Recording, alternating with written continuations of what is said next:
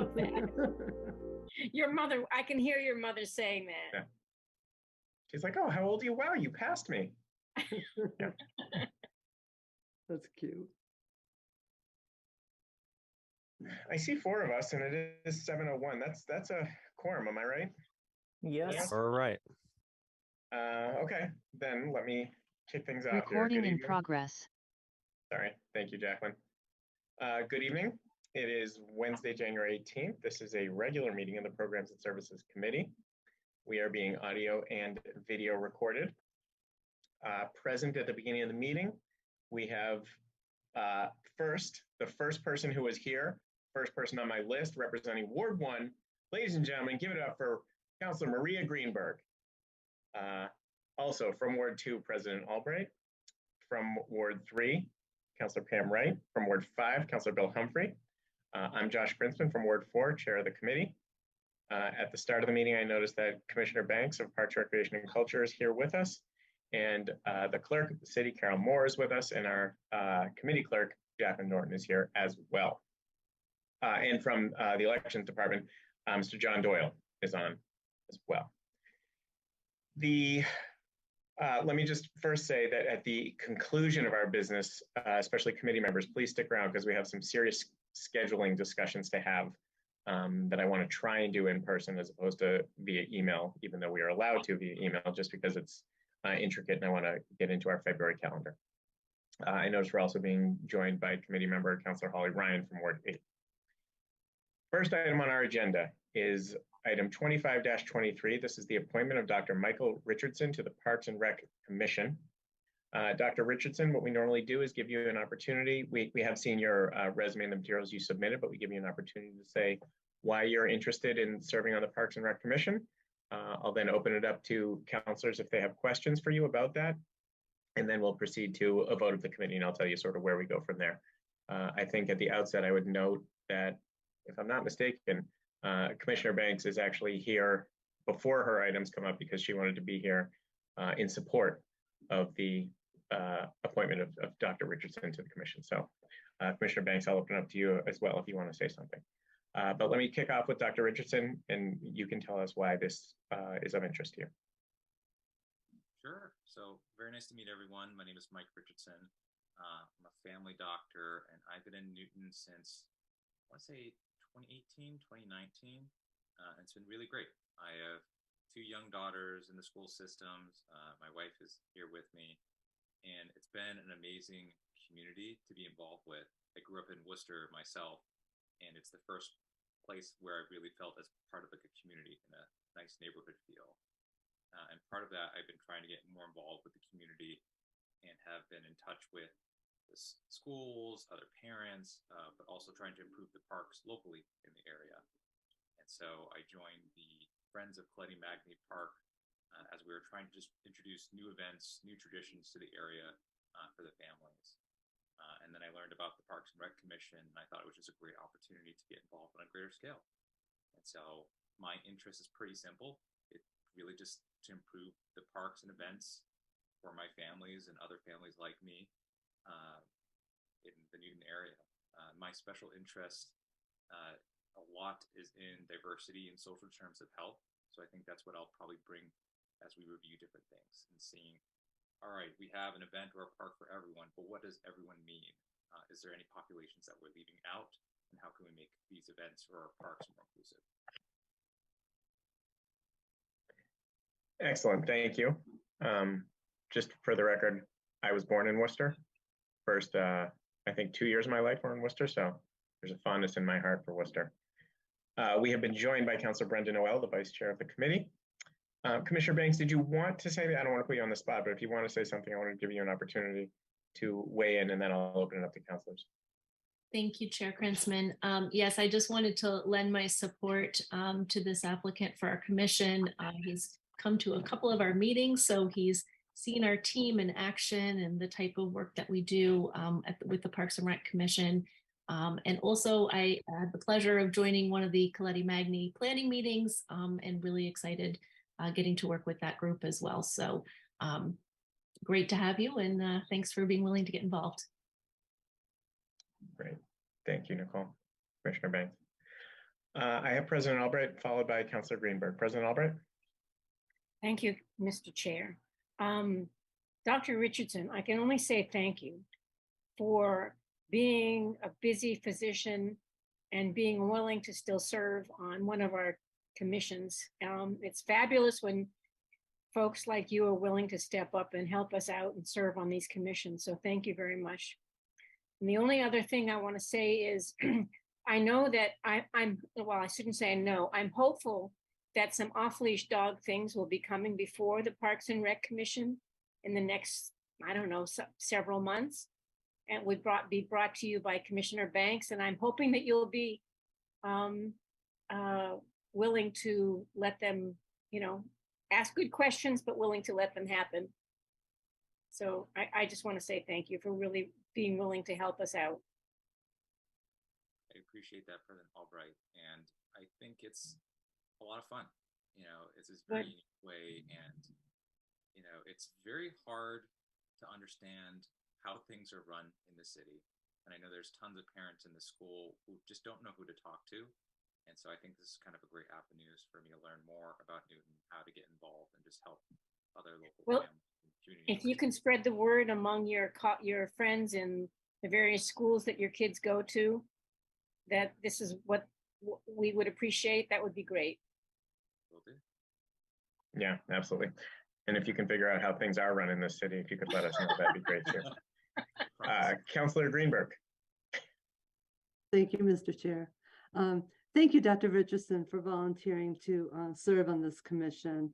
The Ward 1 seat has been vacant for a while, so I really appreciate you stepping up to fill that spot. We haven't had the pleasure to meet, so I look forward to meeting with you. And I'm so glad to hear that you and your family feel welcomed in our neighborhood. It's become much more diverse over the past couple decades, and it's really a lovely neighborhood. I'm so glad you're part of it. I'm also appreciative of your involvement with the Coletti Magni Friends and the event you put on for the Halloween walk and party that they had in the park. It was such a success. The families really, really enjoyed it, and it was a diverse group of families, and it was very enjoyable. I really had a wonderful time. So I look forward to working with you and improving our parks and making them more inclusive. And when you're ready, Mr. Chair, I'll move approval. Thank you, Councilor Greenberg. I just want to say that I appreciate your willingness to serve in this capacity as well. I think you'll be a welcome voice on the commission. This committee in particular has a lot of sort of crossover work with the Parks and Rec Commission. And I know that we value the work of the commission. In addition to being born in Worcester, I also work in the healthcare field. I work for Boston Medical Center Health System, so have a true appreciation and fondness for the work that you do and your willingness to serve. So I'm going to support this as well. And Councilor Greenberg, if you want to make a motion, now's the time. I'd like to make a move for approval, please. Councilor Greenberg has moved approval. Any discussion on that motion? All right, we can do this by voice vote. All those in favor, please say aye. Aye. Aye. Any opposed? Any abstentions? I have 7-0 with Councilor Baker absent. Dr. Richardson, what this means is that in about a week and a half, a week from this upcoming Monday, at the full city council meeting, this will be on our agenda, and we would expect that you would receive full approval at that time by the full city council. Also, we are not offended or hurt if you log off and go to bed and don't want to join us for the rest of the meeting. You're more than welcome to stick around, but there's no expectation that you stay here, and you're certainly free to leave. But thank you. That. I'm going to go play with my kids. I just have one special request for the formal records, both written and if anything's recorded. If my address can be left out, the reason being is just because of the nature of my work, working with certain patients, and also the nature of my wife's work. She does a lot of high-profile anti-racism work, and that just makes us the target for different hate groups. Jacqueline, do we need to modify the docket item to remove that? Because I know that I know it's no problem to block it out from the minutes and the materials, but from the docket item, do we need to do something to remove that from the wording? I would recommend that we would formally amend the docket item at the moment. Okay. Councilor Greenberg, do you want to modify your motion to be amending the docket item to remove Mr. Richardson's street address and approval? Yes, please. Okay, any opposition to that renewed motion? All right, then all those in favor, please say aye. Aye. Aye. Any opposed? Any abstentions? Okay, 7-0-1. So what we've approved is approval of the item, striking out the street address from the wording of the docket item. And we'll also make sure that the minutes reflect that. Okay. Thank you, Dr. Richardson. Have a good night. The next item is item 26-23. This is a request to set early voting hours for the March 14th special election. We will hear from Ms. Moore, our clerk, on this item. And just by way of a reminder, we as a full city council have already set the date for the election, but what we did not do was set early voting hours to go along with that. And I'm sure Ms. Moore will tell us, but it has to do with the opportunities and availability of early voting hours under state law. Ms. Moore? Thank you. Thank you, Chairman, and thank you, committee members. I and our election supervisor, who I think is having some video difficulties, so John will be a voice for the two other items, and I'll share my screen if that's okay, Jacqueline, later for him. So we do have a few items on tonight's agenda for committee approval. If you don't mind me sharing my screen, I have just a few. Go right ahead. Thank you. So with this docket item, first we have to request to set early voting hours. Under the New Votes Act, we have to opt into early voting schedule, and it must be approved by City Council after a recommendation from our Election Commission. And on January 11th, we had an Election Commission meeting. The early voting schedule was recommended, as shown here. The recommended schedule is a total of 5 days, which does include a weekend. The schedule also includes our last day to register to vote, which falls on Saturday, March 4th at 5 p.m. So City Hall would need to be open anyways. The early voting would also, of course, take place in City Hall. Once approved by council, we, of course, will create signage and publicly post this information on our webpage. We do feel that the recommended 5 days provides enough opportunities for voters for this election.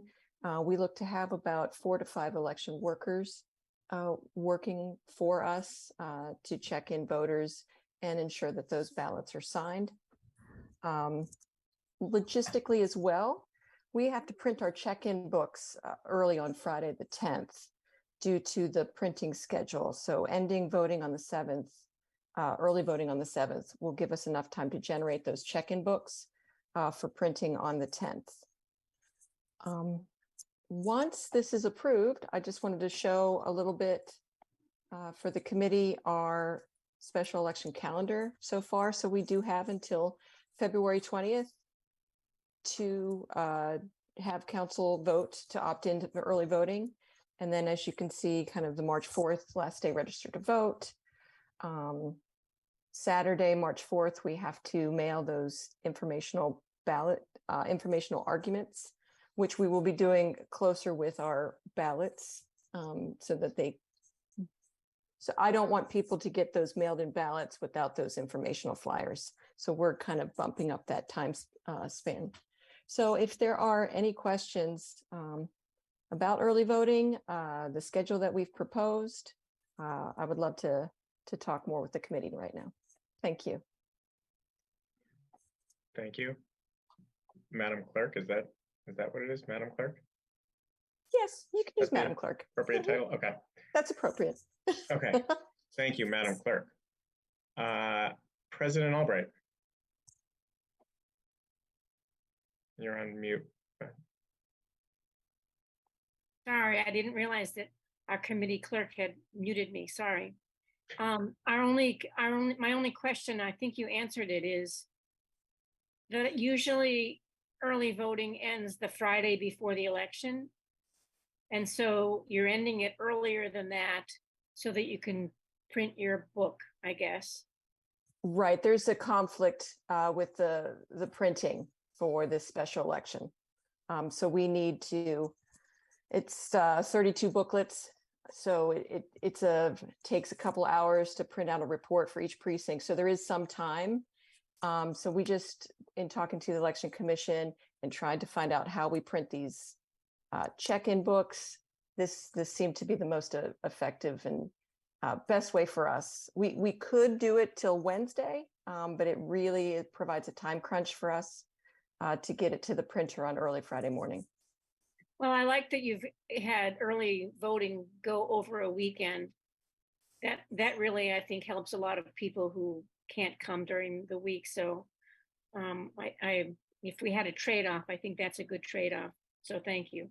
You're welcome. I agree with you, Madam President. I think we have usually tried to include at least some weekend hours, whether it was one day or a full weekend. I think we've tried to do that in the past as well. Any other comments, questions?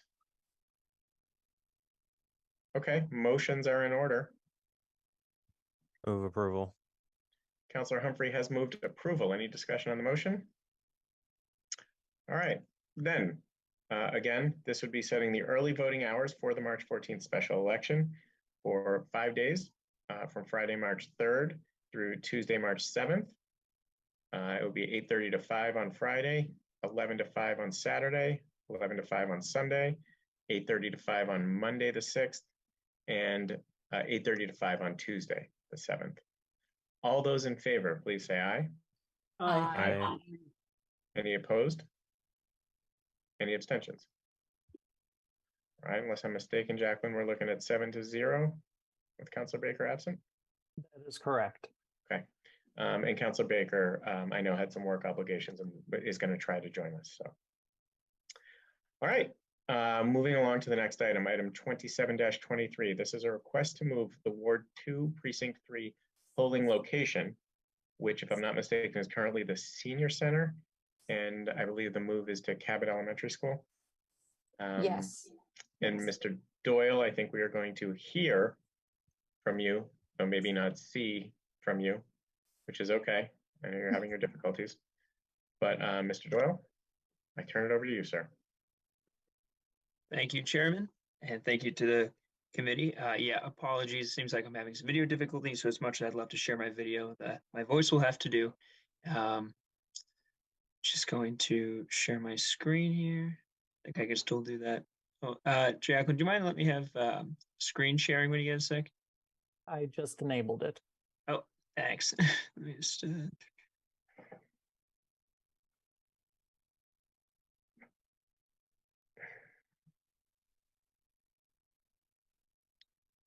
Right.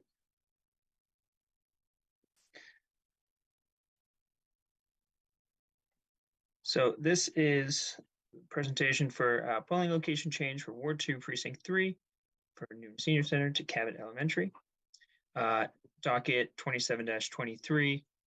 We are requesting that Ward 2 Precinct 3, the polling location currently located at Newton Senior Center at 345 Walnut Street, be temporarily relocated to Cabot Elementary School on 229 Cabot Street as the Senior Center is being rebuilt.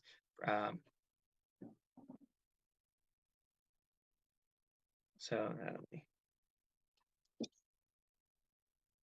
right there for a sec. So the Senior Center, the reason why we're doing this switch is because the Senior Center is currently under construction, or it will be for the March 14th election through the summer/fall of 2024.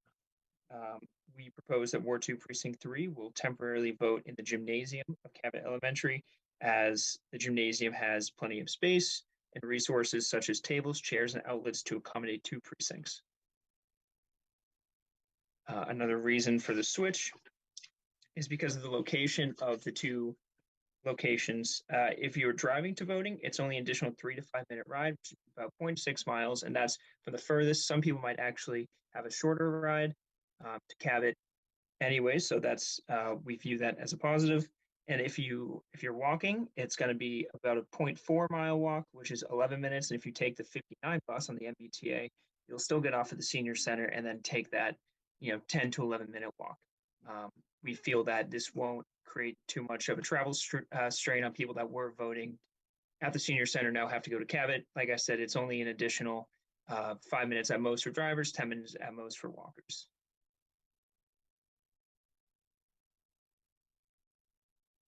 And any questions? This is the more cut and dry one, so not as long. So any questions on this? President Looks Albright? like President Albright. So voting used to be at the Cabot School. So I know we've had some pretty successful bake sales on voting day. But I'm wondering, does the principal has agreed to this? I'm assuming yes, but I just wanted to check. The principal of Cabot, you're talking about the school staff, right? The Cabot principal of Cabot School. Elementary. Yep. Yeah. So we have not talked to the principal. We've been in contact with, I know Public Facilities is aware of it. Our thought process here is they already have a precinct, so adding one, if it could accommodate it, then we would add it. But that's something that I can talk to Carol about as far as getting contact with the school. Which precinct currently votes at Cabot? Nobody votes there now. Oh, no, no, there is one It's already. 2-2. Oh, 2-2. Oh, so you're making 2-2 and 2-3 vote there We're- together. Okay, Yes, that's correct. so it'll just double the, okay. So okay, that's fine. So it's an All right. existing polling location. We're just expanding the capacity. Okay, Yes. I thought there wasn't any voting there now, but when I hear there is, that's fine. Councillor Humphrey? Yeah, this is just a little bit of a tangent, but the comment about the bus made me think of it. This is more of a question for our city clerk, but have we considered looking into having Numo provide free rides to the polls on election day? That's, again, not specific to this item, but might be something to discuss with the team over there. No, I love to have different options for voters. I know that some organizations provide rides. I think the League of Women Voters used to, but I can certainly look into Numo. All right, thanks. I don't see any other hands at the moment. I wanted to ask one question, which, maybe Councillor Humphrey, your suggestion gave me an additional idea here, but I think historically we have put sandwich boards in front of the old polling location and directing voters to where the new polling location is. 11-minute walk for some folks could actually be somewhat challenging. So I'm actually wondering if there's an opportunity there for folks who walk to the senior center to maybe partner with Numo or some other ride service to sort of shuttle people, if that's a possibility. No, I'll tack that on as well with the new senior services director, McDonough. I'll contact Excellent. her. But are we planning to have sandwich boards, and what are we doing to notify the 2-3 voters of the polling location change if this is approved? For any polling location change, we'll send out the postcards to the affected voters. As soon as it's approved by council, we can do that. We will do those sandwich boards. I know I can look at David's old maps where he shows actually where to go. So On a yes. sandwich board, like there's Yes. a sandwich board out in front and sort of with walking or driving directions to the new location, right? Mhm. Good. Yes. Excellent. Oh, Okay. I'm not, Councilor Wright. would it be possible to put the sandwich boards out earlier in the village centers to tell about the change too? Because I know a lot of people, when we changed in Ward 3, a lot of people still went to the old one, and that kind of gives them a heads up. Because I think in Ward 3, we're changing one too. So putting it in the village center and in Newtonville, just to give a heads up. And then that's also remind people, oh, there's an election coming too. Or not That is a great idea. Yes. I can talk with Public Works who usually divvy up. I think you've seen those early voting sandwich boards. We send out, I think, almost 30 of them around the city. So what we can do is just add that a week or two in advance. So Great. I don't see any other hands at the moment. President Albright, do you want to do anything here about the Ward 2 location change? I would be happy to move approval. President Albright has moved approval. Any discussion? All right, all those in favor, please say aye. Aye. Aye. Any opposed? Any abstentions? All right, 7-0. Let me introduce the next docket item, which is item 2823. So this is a request to move Ward 3, Precinct 2 polling location.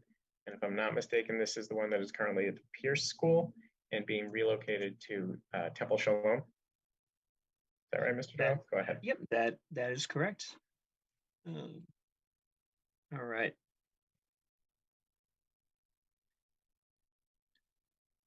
No, one sec. Let me. All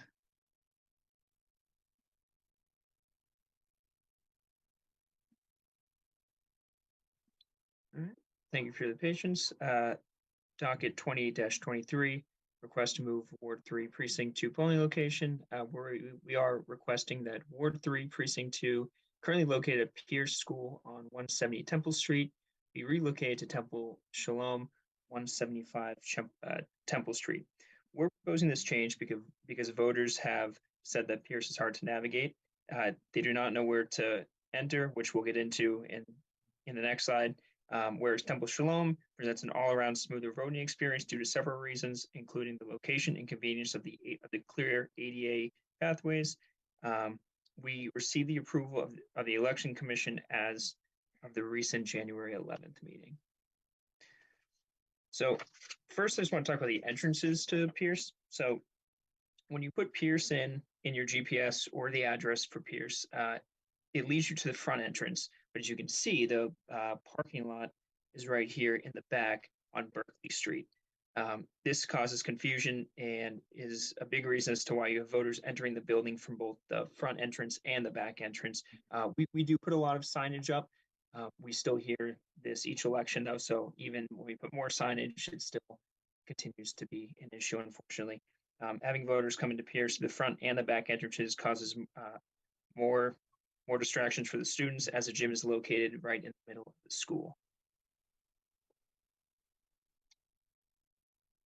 Right. A big reason for why we feel Temple Shalom is another ideal location is because of the location of the two buildings. As you can see here from this aerial shot, Temple Shalom is right here, and Pierce is right here. It's directly across the street, 170 Temple and 175. So we feel that this will drastically minimize confusion.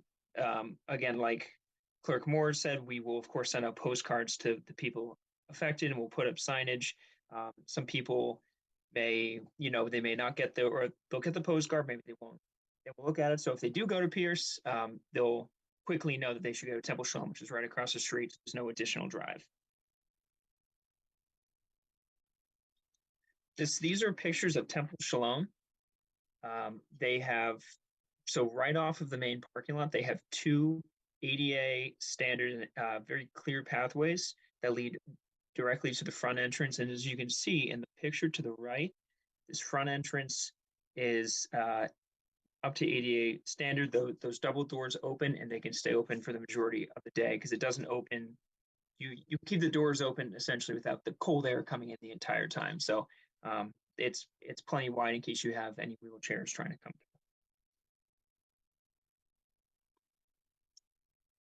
Parking for Temple Shalom is definitely a big plus. As you can see, so they have two lots.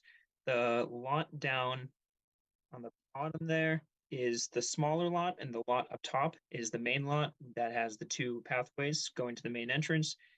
It's about 60 spots with plenty of handicap parking and a van accessible spot.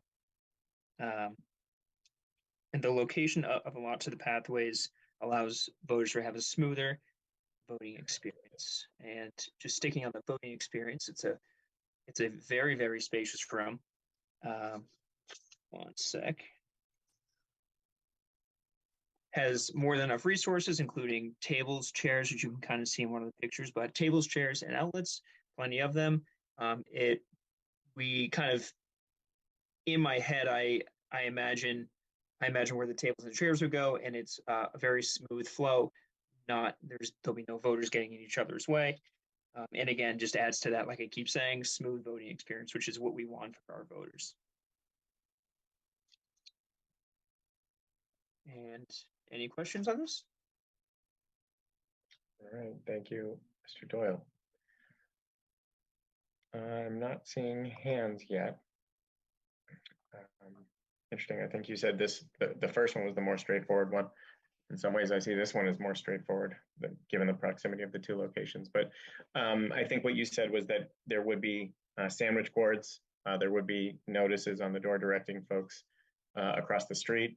I'm not going to renew my request for a Numo shuttle or any sort of shuttle from one location to the other because, well, that would be ridiculous.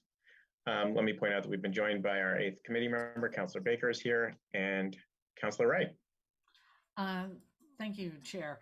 Also, I expect that a lot of people who are going to vote are going to, they'll park in that lot and walk over.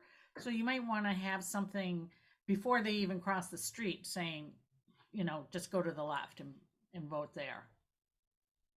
Yeah, absolutely. We'll definitely work on plenty of signage to make sure people know exactly where to go.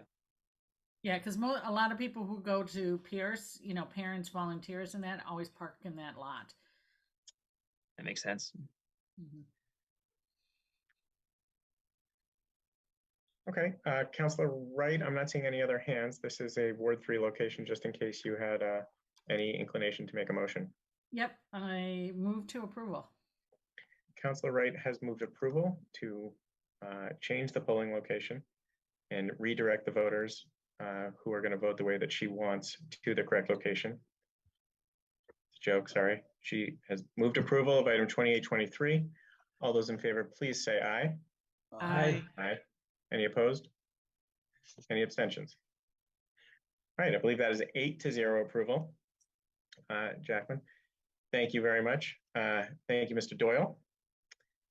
Thank you. Thank you, committee. And if you log off, we won't be offended either. I will note that I believe we've been joined by Councillor Mark Laredo from Ward 8. Let me introduce our next item, item 453-22. This is a discussion and creation of strategic and operational plan for capital improvements. For this, I will be turning it over to Commissioner Banks. I believe that we have in our packets the 4-page, what I would call a handout, electronic out, the flyer, the plan, the grid, the materials that you prepared that go along with this. I'll turn it over to you to let us know what you want us to know. All right, well, hello again, everyone, and thanks for having us back. I am going to ask Luis to share our presentation on the screen. So Jacqueline, if you could set him up to be able to do that. So we've been asked to come in tonight and just give an update on our many capital projects.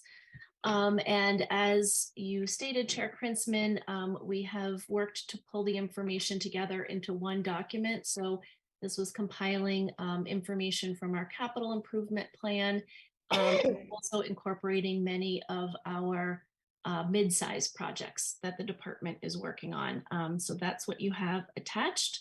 And I'm going to take us through a short presentation highlighting some of the exciting projects that we've done over the last several years. And we'll just jump right in. So Luis, if you want to. Okay, so this shows our Newton South High School field sports lighting. We were very excited to activate the second field light system at Newton South. I haven't looked at any of the light data yet for this field, but we do know from the stadium field, which we've had the athletic field system lights going there for over a year, that we were able to get an additional 500 hours of light use or player time under the lights. And, you know, this is just important because 500 hours of use is approximately what we would see in a year on a grass field. So we're getting that expanded use here. This was also very important at our high school complex because we had the later end of the day for the school system. And so they needed the evening play as well as access for our youth sports. All of that additional evening time was provided to those two groups, our student athletes and our youth sport athletes. And, you know, we're definitely looking forward to seeing what happens with the light use at what was called the Brandeis Field. I don't know if that's going to be the Lions Drive Field now, maybe, but we're get into that soon. I would point out, just kind of looking at this, you see the stadium in the background. The lights that you see pointed upward, those are our ball tracker lights. Because this is a drone photo, you're taking this photo from above, and so you do see those, but when you're on the ground level, you don't see that. One of the things that came up during this project was some concerns about light glare. Some of our closer neighbors worked very closely with us as we went through the design of the project lights. We have heard from some of the abutters that they are quite pleased with the turnoff levels. So where the light glare ends, right before their properties. And we've also heard from some other neighbors who are closer to some of our older light systems who would love for these to be upgraded systems provided to them as well. So a really great project. Next slide. This shows our Livingston Cove project, which we just had our groundbreaking for. You can see the fancy shovels were out there. If you take a drive by Crystal Lake, you'll see the project under construction, some construction fencing that's keeping that all in there. You will very likely see Luis or Greg or even Jennifer Steele from our conservation department keeping an eye on the work over there. In the top left picture, you see some of the small columns that will be holding up a cantilevered platform, as well as the new walkways and areas for people to congregate and utilize that space. Next slide. This is an installation of a new playground that was just put in at Horace Mann. Horace Mann School will be going under construction in the future, but this playground area was able to get in there for the kiddos before that project starts, and will of course be utilized in the future design for that project. Next slide. That one looked like loads of fun. I think we might see other people coming to the city to visit that playground. This is our Newton North tennis courts, which we were very fortunate to receive approval from the City Council for free cash to resurface all of the 10 courts that are at Newton North. And they've been really greatly received by the tennis community. Our friends of Newton Tennis have already held the Garden City tournament there last year, bringing in players of all ages and all abilities to be welcomed on those courts. Next slide. This is our Marty Sender path at the Cove. If you have a chance to go out for a walk, this is a really nice walk. I'd say a nice shady walk, although it is getting a bit colder now, so maybe wait till it's a little warmer. Phase 1 of the path has been completed. You can see that here. You've got bench seating nestled in the woods, overlooking the water, and you've got accessible trails and pathways that have been a great improvement. Phase 2 of that is under the design and permitting process right now, and is set to be under construction this spring. This project is our Honeywell Dog Park expansion project. We worked very closely with our off-leash area working group. We had a great group of dog users and permit holders who worked with us on this project. It did expand the space in the park, so we now have a small dog fenced-in area, as well as a larger expansive run for the dogs to run. And the fencing that you can see in the top left picture, where the poles are going in for the fencing, separated the park, I'm going to say in half, maybe not exactly half, but gave a good sized space for park users who were not there with dogs to continue to use the side of the park that had open space and field space, as well as the playground. Next slide.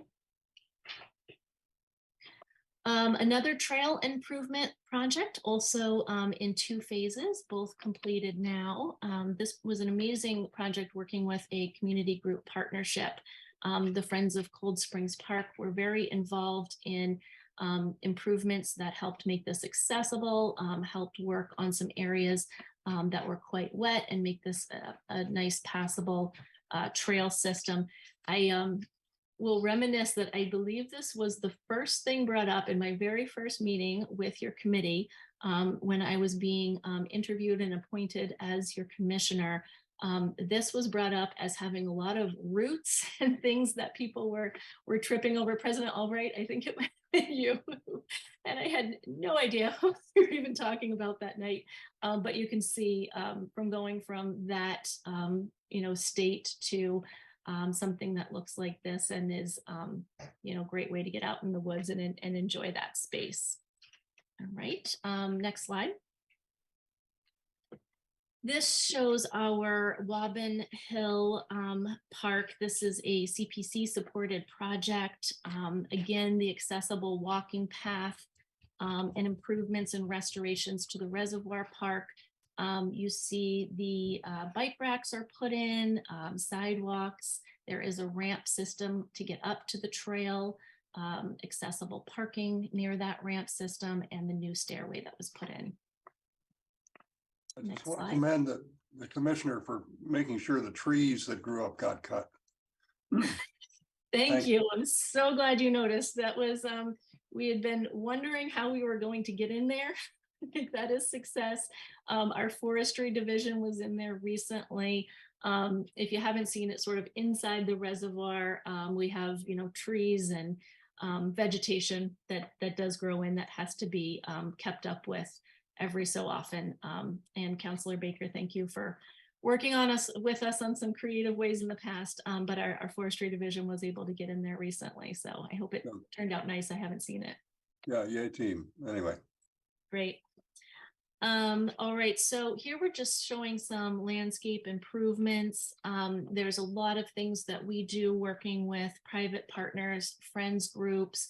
I think you see some of our tree plantings and pollinator gardens that have really been in the parks and educational and beautiful to have there. Next slide. So here we're showing memorials and sculptures.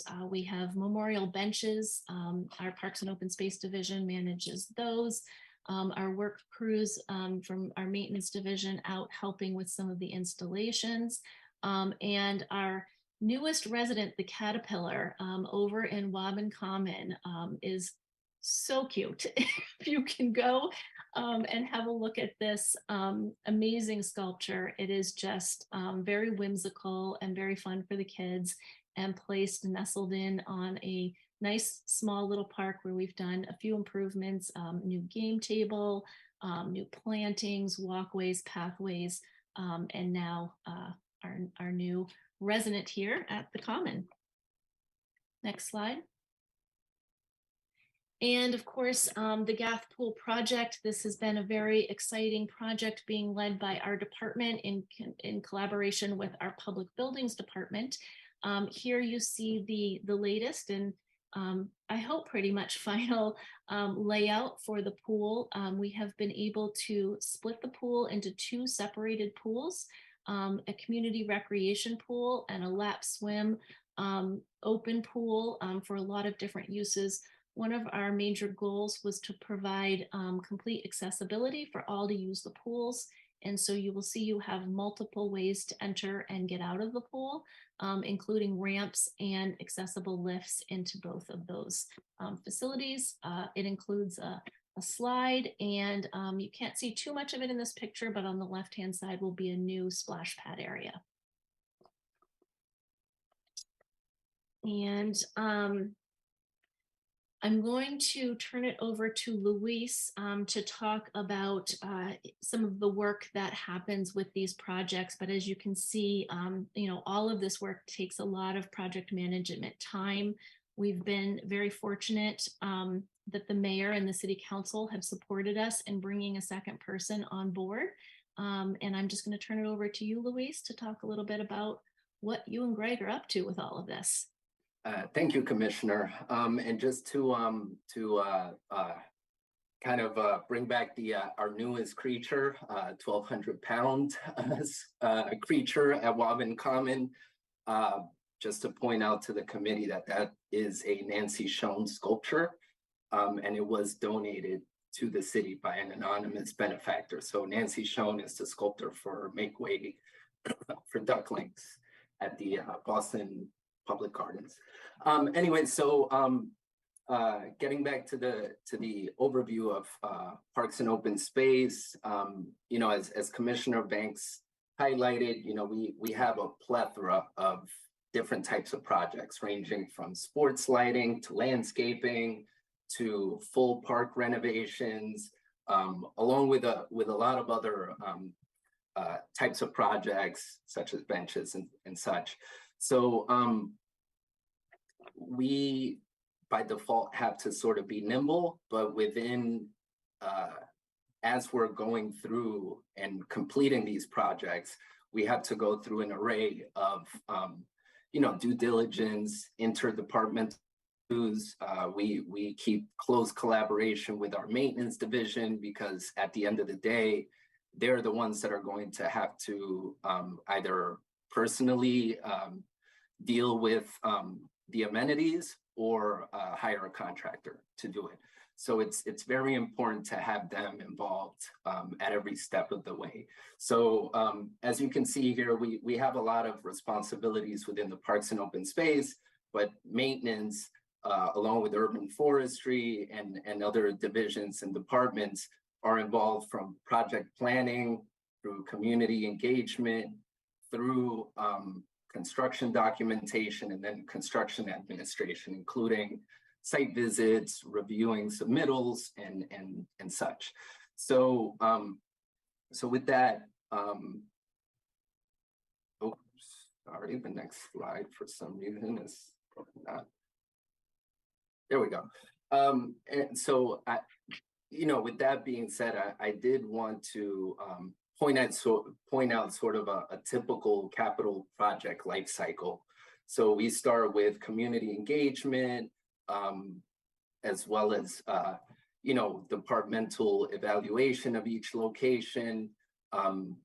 Once we've sort of reached consensus or have an acceptable or approved plan by the Parks and Rec Commission, we then move on to the construction documentation phase. And that's where, from my perspective, the real fun starts, really reviewing construction documents, specs, project budgets, working toward the projects being shovel ready. And then of course, construction, which includes a lot of coordination, logistics, you know, ensuring that the contractor is on site doing the work that they need to do, keeping up with invoice payments, et cetera, et cetera. So with that, I would like to hand it back over to Commissioner Banks. Thanks, Luis. So I don't know if anyone noticed, but as we went through the projects, you know, we've highlighted what our funding sources are, and we often talk about our partnerships in the communities, our friends groups, our business partners, developers, others that we're working with in the community. And so we can look back over those if you're interested in any of the particular projects, but you'll see this in the summary sheet in a few minutes when we look at that. But I just wanted to talk a little bit about the different types of funding sources that we do take advantage of and that often are supporting. And in fact, many of the projects that you'll see on the capital list and you'll see on this project list and that we showed here tonight are not part of our budget. They are funded by different sources. And that's not really, you know, very surprising when we're talking about a pool facility or a project of the magnitude of Livingston Cove, because those are, you know, really large one-time projects. But when it comes to some of our smaller projects, we're very much optimistic that with the override budget that's presented, that we would be able to do some of the smaller project work, things like yearly annual tennis and basketball court resurfacing, playground upgrades and replacements, and park improvements. These are things that we would have as a goal for the department to have a true maintenance plan and be able to know that we had the dedicated funding to implement that plan. So I'm sort of conceptualizing it similar to what DPW has for the road paving plan.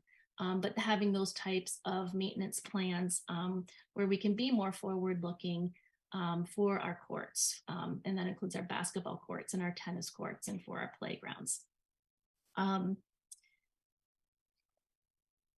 We, of course, have been working on expanding our field maintenance plan. We're about 2 years into that, and we're actually looking forward. I believe we're going to be back to see you soon to provide some updates on our field improvement efforts, our field maintenance plans, and the outcomes of those plans. So we didn't highlight that too much tonight, but that has been one that is well underway and will continue to be supported in the override budget as well, if that is successful. So, just taking a look at some of these funding sources, they do play into how we prioritize and sequence our projects. And this question comes up a lot from city councilors or others that are, a neighbor of one of our parks is, how did this project move forward before another project, and maybe that other item in the park seems to have a greater need or be in worse condition. So a lot of times funding is driving some of the decision making on how to move a project forward. We do want to get to the projects in the parks that have the most needs, but it could be a situation of the project exceeds the funding that we have available for it. So you'll recall that for our tennis court resurfacing, we're relying on program funding and donations from groups to do some of that work. So we may be able to move forward with a smaller project like some crack sealing or resurfacing of a couple of courts. However, larger projects like the Burr tennis courts that have some infrastructure, larger infrastructure needs would be something that we would need to hold off on and plan on working those costs into our, a future request. And that could be something that we could look to get a state earmark for or to request free cash for, but we would be, waiting for one of those opportunities.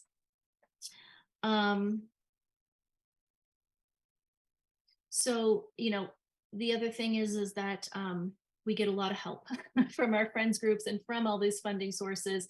As you can see from the project list that we're about to go over and some that were highlighted tonight, we're quite busy and have a lot going on. But when those opportunities come up to offer funding for one of our parks, we also want to be flexible. And I think you used the word nimble, Luis, which I think describes it well, to be able to maximize and have access to those funds and bring a project forward, which could mean, we're working with a particular group or certain ward counselors if we have an opportunity like that with funding to support a project.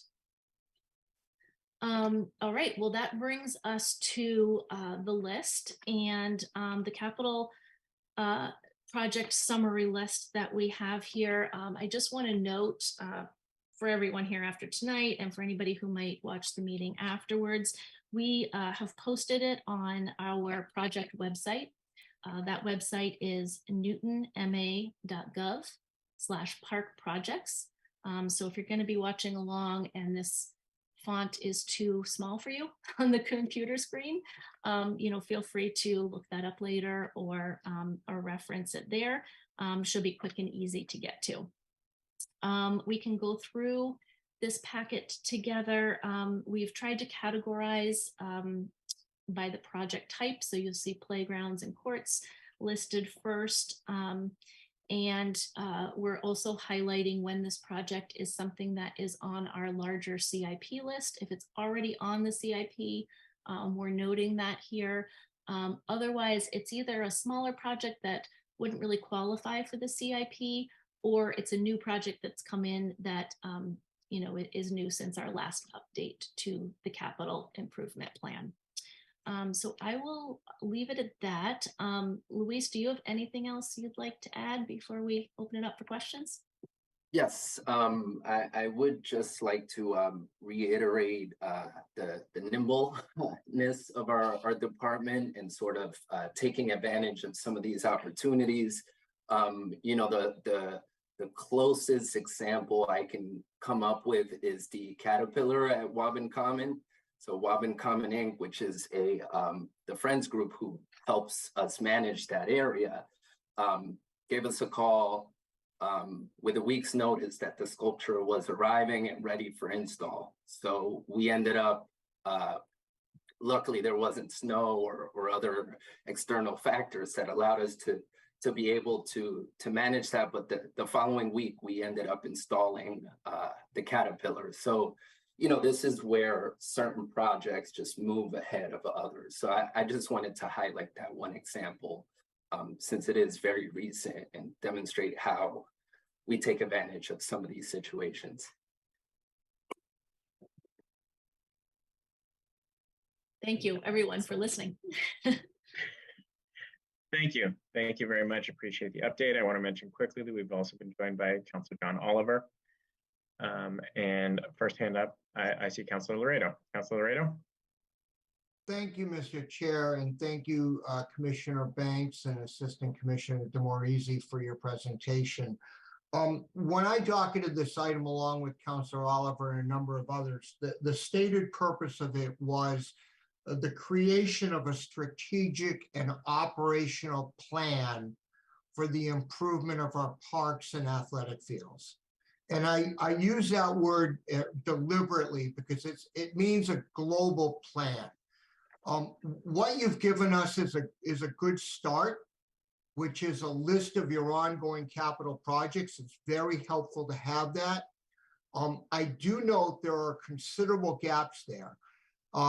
Things like Richardson Playground, just to look at the first item, replace the play structure, to be determined, override to be determined. I think when we put the docket item together, we were fairly clear that we understood that these might be guesstimates or estimates of what things would cost, but you must have some idea whether Richardson Playground would cost $50,000 or $5 million. And even if you can provide on this list some rough estimate of what the cost is, and no one should hold you to that because it's by definition a rough estimate, at least we have some sense of the magnitude of the work to be done. And you put in for several places override money. How much override money are you hoping to get? What's the mayor's allocation for the override vis-a-vis the parks?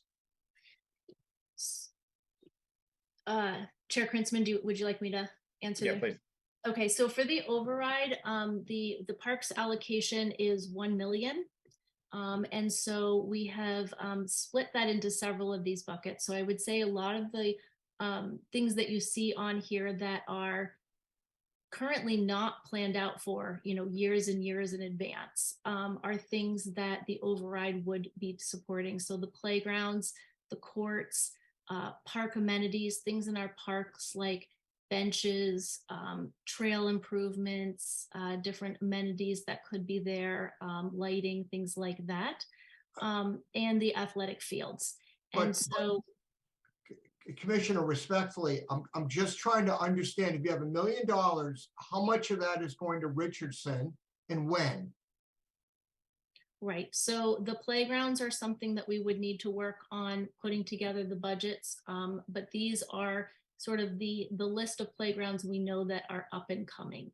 They're the next on the list, if you will. But as the council's trying to work with you and the administration to plan a global plan, we have to have some estimate of what something will cost. I mean, when we talk about building a new school, for example, in the elementary schools, where the cost is $40 million or more, we can at least put in a placeholder of $40 million or $45 million or even $50 million for escalation. We know it's not going to be 100 and we know it's not going to be 20. And so I'm respectfully going to ask that you, when you come back, and I hope you are coming back on this item in the not too distant future, that you've plugged those numbers in to some degree, and you've also given some idea of when the work will be done, other than sometime to be determined. I go down to the tennis courts, Pellegrini, for example, to be determined, capital to be determined. All I know about that project from a planning perspective is we need to do the Pellegrini tennis courts. We probably all can agree that we need to do Pellegrini tennis courts, but I don't know in your planning where that fits in. So that's taking this list and really making it far more robust would be a very good starting point. A second point, if I could add to that, is what do you believe are the needs citywide for certain types of facilities? Tennis courts, soccer fields, baseball fields, football fields. I understand that lacrosse fields, I understand soccer and lacrosse often can play on the same fields, but other basketball courts, what are the needs citywide? What do we have in place? Do we have too many tennis courts, for example, or not enough tennis courts? Do we have too many soccer fields or not enough soccer fields? And that analysis, it seems to me, will then inform in turn how you decide to do the work on the tennis courts.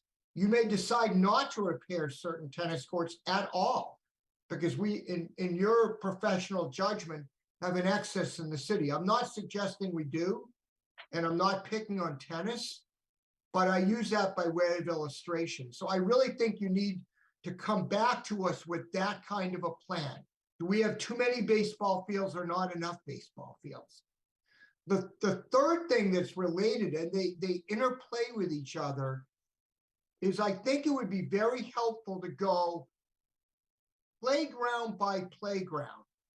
Cabot, Newton North, which admittedly is a school playground, Burr Park, not Burr School, Burr Park, Ward School, any of those playgrounds, and look collectively at what is in each of these facilities and tell us what needs to get done to bring those entire areas up to what you would consider to be appropriate level of play. Now, you look at Burr Park, for example, you'd have to factor in the tennis courts, the basketball courts, the playground area that's there, the fact that it's used for a field for the schools, that the little leagues play there.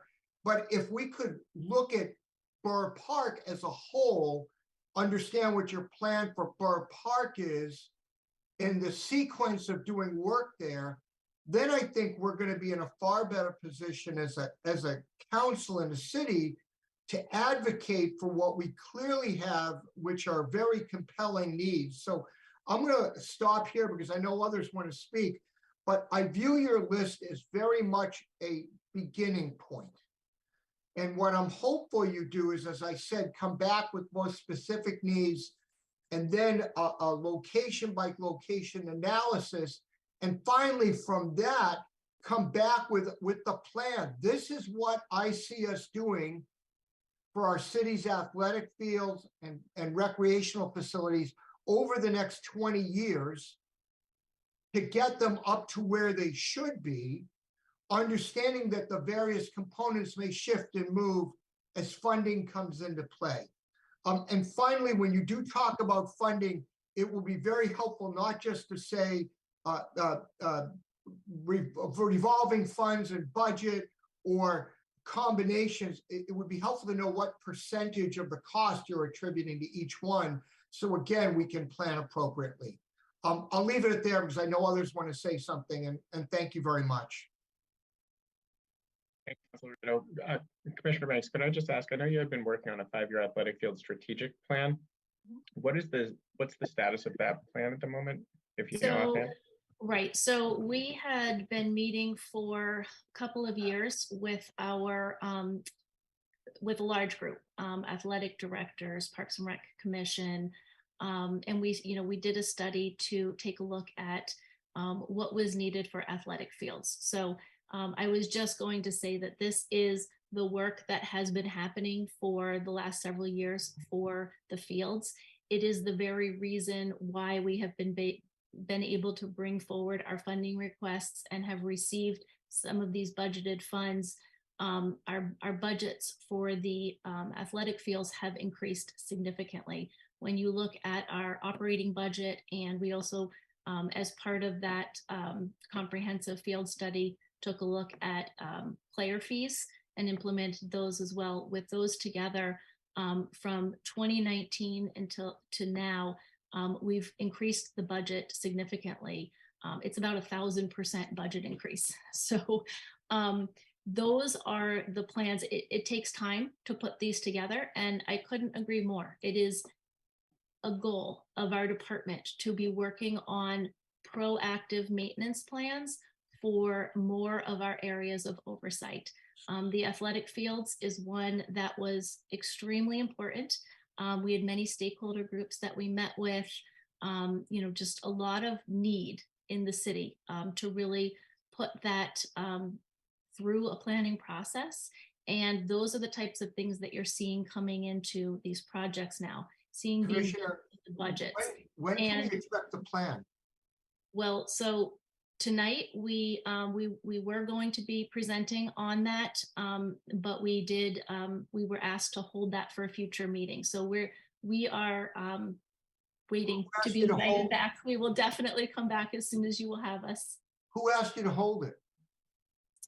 I was just told it wasn't going to be put on the agenda tonight.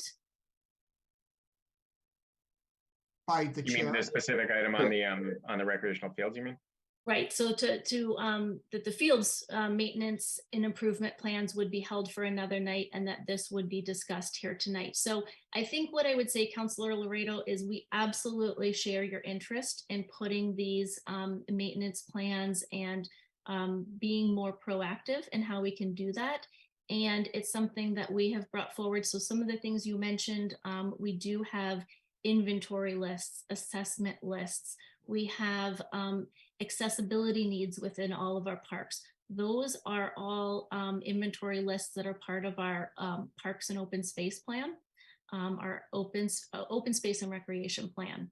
And so we are utilizing a lot of that planning information, but without some of the funds in the budget to be able to move toward, really being able to say, okay, this is the next 3 years or 5 years of playground projects and what they would cost, and which dates we could exactly expect them to happen. It's not currently how the department has been operating. And so this is work that still has to be done. It's in progress. And this is, we will continue to work on filling in all of this information and continuing to bring those maintenance plans forward. Commissioner, I'm sorry. And can I just, I'd like to just see if Luis, I think, wanted to add to that. Yes. So, kind of addressing this particular list, as Commissioner Banks stated, Councilor Laredo, this is really mid to larger scale projects, and I would say that this is a snapshot of our inventory, the list and the needs that we have and we develop within the department. So we can certainly start bringing those up and presenting to you all. One of the things that I do want to highlight is that, there's departmental evaluation of a project or a parcel, and then there's a planning process that has to go along with it. So the department alone cannot determine necessarily the needs within a park.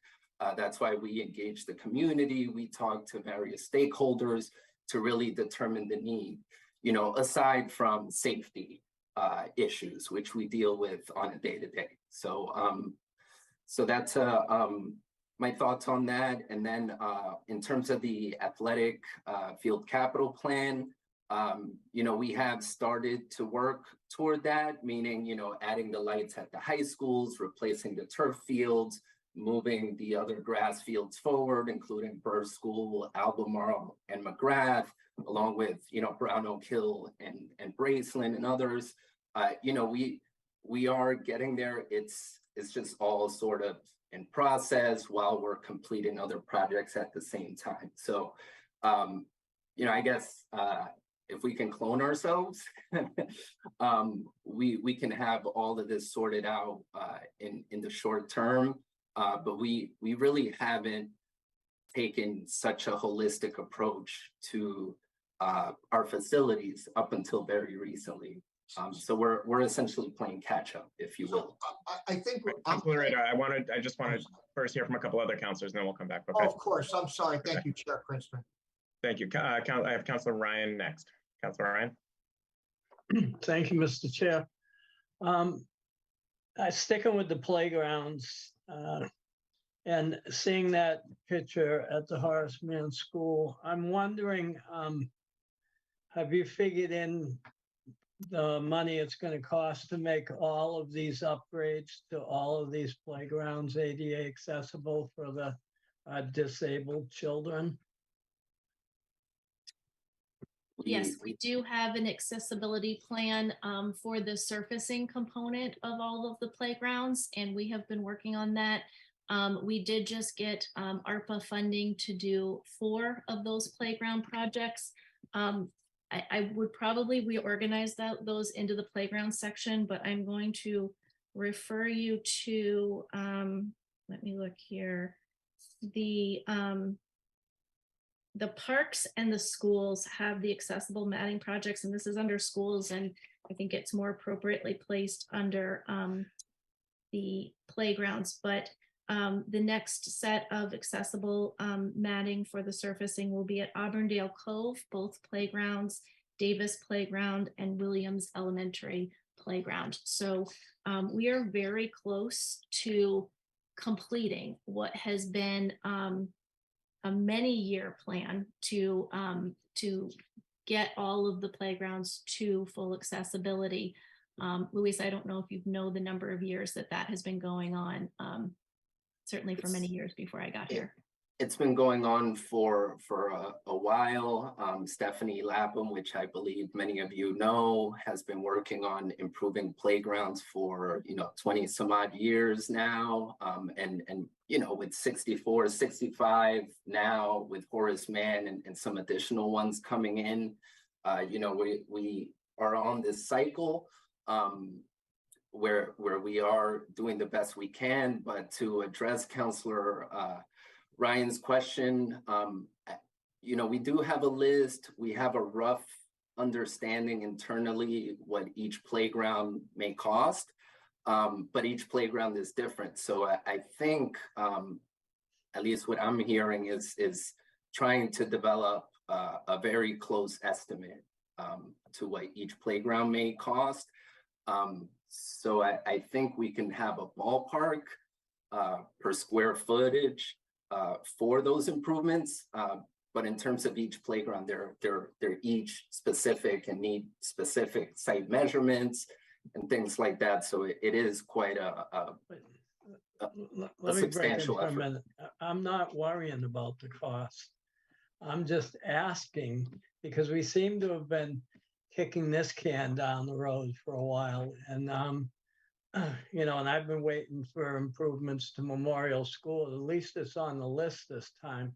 But I'm looking out for the whole city on this, is that it's time that when we do a playground and put new equipment in and or upgrade the equipment, it's all accessible. And I'm not just talking about the matting. I'm talking about the actual equipment where they can wheel their wheelchairs on, and that they use their walkers to get on some of the same structures that physically capable children can, because that's what an accessible playground is. And in a city like Newton, we should always be operating with that, not in mind, with that being a mandate. Thank you, Councilor Ryan. And I would say, yes, all of our new projects, accessibility is built right into those for the equipment and for the surfacing. I also want to note for playgrounds and for many other things, we do have a section on this summary list that is categorized as schools. And I don't put that here to say that our department is leading the school projects, but to say that our department is highly involved in all of these school renovation projects. And that is because our department will end up taking on the care and maintenance for all of the outdoor areas. So all of the trash removal, maintenance of the grounds, maintenance of the playgrounds. And so one thing from a playground perspective is that at the schools, they have been, as they've been being built to be fully accessible, we have been seeing to our inventory added the poured in place surfacing, which is the surfacing that gets you all to all of that new and great accessible equipment. We do need to be prepared to have the maintenance budgets in place to repair and patch that if needed, and to replace it on a schedule that will meet the industry standards for that material. So these are the exact things that we are trying to build into our department's planning and looking forward, and do have a seat at the table when these projects are being put together, because they will be coming to us to manage. Okay, thank you. I might have something later. Fair enough. Thank you, Councilor Ryan. Next, I have Councilor Oliver, followed by President Albright. Councilor Oliver. Great, thanks, Chair Kurtzman. I appreciate it. And I'm going to start by echoing where Councilor Laredo started. This is a fantastic component or part of what we're after. I'm going to add a couple of thoughts here, and then I do have some very specific questions. And part of the genesis of the request that Councilor Laredo and I kind of started knocking back and forth stemmed from a conversation that he and I were having about the items that at the time were coming through the council. Some were coming through programs and services, some were coming through finance, some were coming through both. And one of the frustrations that we collectively, I believe, if I may be as bold as to speak for a large number of counselors, is we feel that there is a, each project is presented to us without context. It kind of in a vacuum to a certain degree. I believe I've asked some questions in particular that Mr. Demarizzi or Commissioner Banks will recall, relevant to or related to Albemarle. And if you go back up to the courts list, if you wouldn't mind, thank you, that had to do with the tennis courts that were being, according to the plan, removed and then replaced to a degree, if I recall the Albemarle plan, but with pickleball courts. And what I find really interesting is here we've got an item on this list, that has been on the CIP for replacing Bird tennis or the tennis courts at Bird Park, not the school, but the park. And at one point in time, I had heard that that area was not going to be suitable for tennis courts for various reasons, underlayment, so on and so forth, retaining wall really expensive. And I use that as an example of what the genesis of this request and the concern that some of us share on the council, that a plan that is strategically oriented would result in part in a list that looks like this one. And what's missing from my perspective here is, for example, what is the plan in Newton? And I think Councilor Laredo hit on this several times. And I'm going to come at it from the same idea, but perhaps from a different angle, because I don't think there's anyone on City Council who wants Parks and Rec to succeed more than I do. I'm sure that there are a lot of folks who are right there with me, but I'm passionate about athletics. And I think that Newton has a way to go here. I think I've also made that clear. But what's missing, for example, and we've had this conversation before, and it's just not, even if it has to come together iteratively, right, in phases of detail and levels of information and sophistication over time, I think that's perfectly acceptable. Everyone here understands or would understand that. What I don't understand is how it's still not available. And what I mean by that, as a simple example, is I look at what DPW did a ways back in kind of wrapping their arms around our roads, sidewalks. They did an assessment, they listed them all, they rank ordered them. They were very clear. Here's the order in which we're going to repair them. Here's why they're rank ordered the way that they are.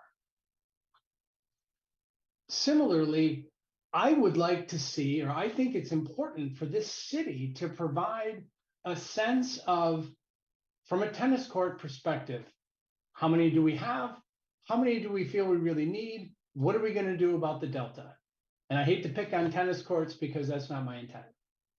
The same can be true of basketball courts, pickleball courts, lacrosse, soccer fields, et cetera, et cetera, et cetera. We need that. You are the experts, and we need you to provide that. Provide it iteratively. That's, again, I would love that. I would embrace that process because it's hard to evaluate a project without context. It's hard for us when we ultimately, when the council, sees the funding for Albemarle, or in the future, the fields at Burr School. Like, all of these things need to come together in a way that help the city council make informed decisions, help us ask the right questions. And right now, we don't have that context. And that might be a tricky thing to do, but I've seen the outlines, I've seen other cities do it. And I know it's a lot of work. I totally understand that. But we've been asking for quite a while. And right now we've got pieces of it, but we don't have the glue, the part that holds it all together, which is why are we recommending this field over that field? Or, this tennis courts or pickleball courts over basketball courts. We only get that when we ask and when there's a project put in front of us. So right now, what I need to see from Parks and Rec is, let's get out ahead of it. Let's get that proactivity going, and let's be iterative about it. That would be fantastic. That's the impetus from my perspective behind all this. And I do have a couple of questions because I am very interested in some of the things that I've heard. So if we could kind of go back, I'm familiar with what's going on with the field study. I appreciate that. But can we go back to Oliver, before we get to that, let me just see if Commissioner Banks wanted to respond to that at all, or Louise. Sure. You're on mute. Yeah, Commissioner. Thank you. So this is exactly what we are looking to do. This is a very big reason why our department has been included in the override request, because we are putting together funding needs to have these ongoing plans. So courts, playgrounds, all need to have the funding mechanism behind them for us to know that we have dedicated funds that we can resurface 4 courts a year and do the crack repairs that we need to do. Those things are being worked on right now.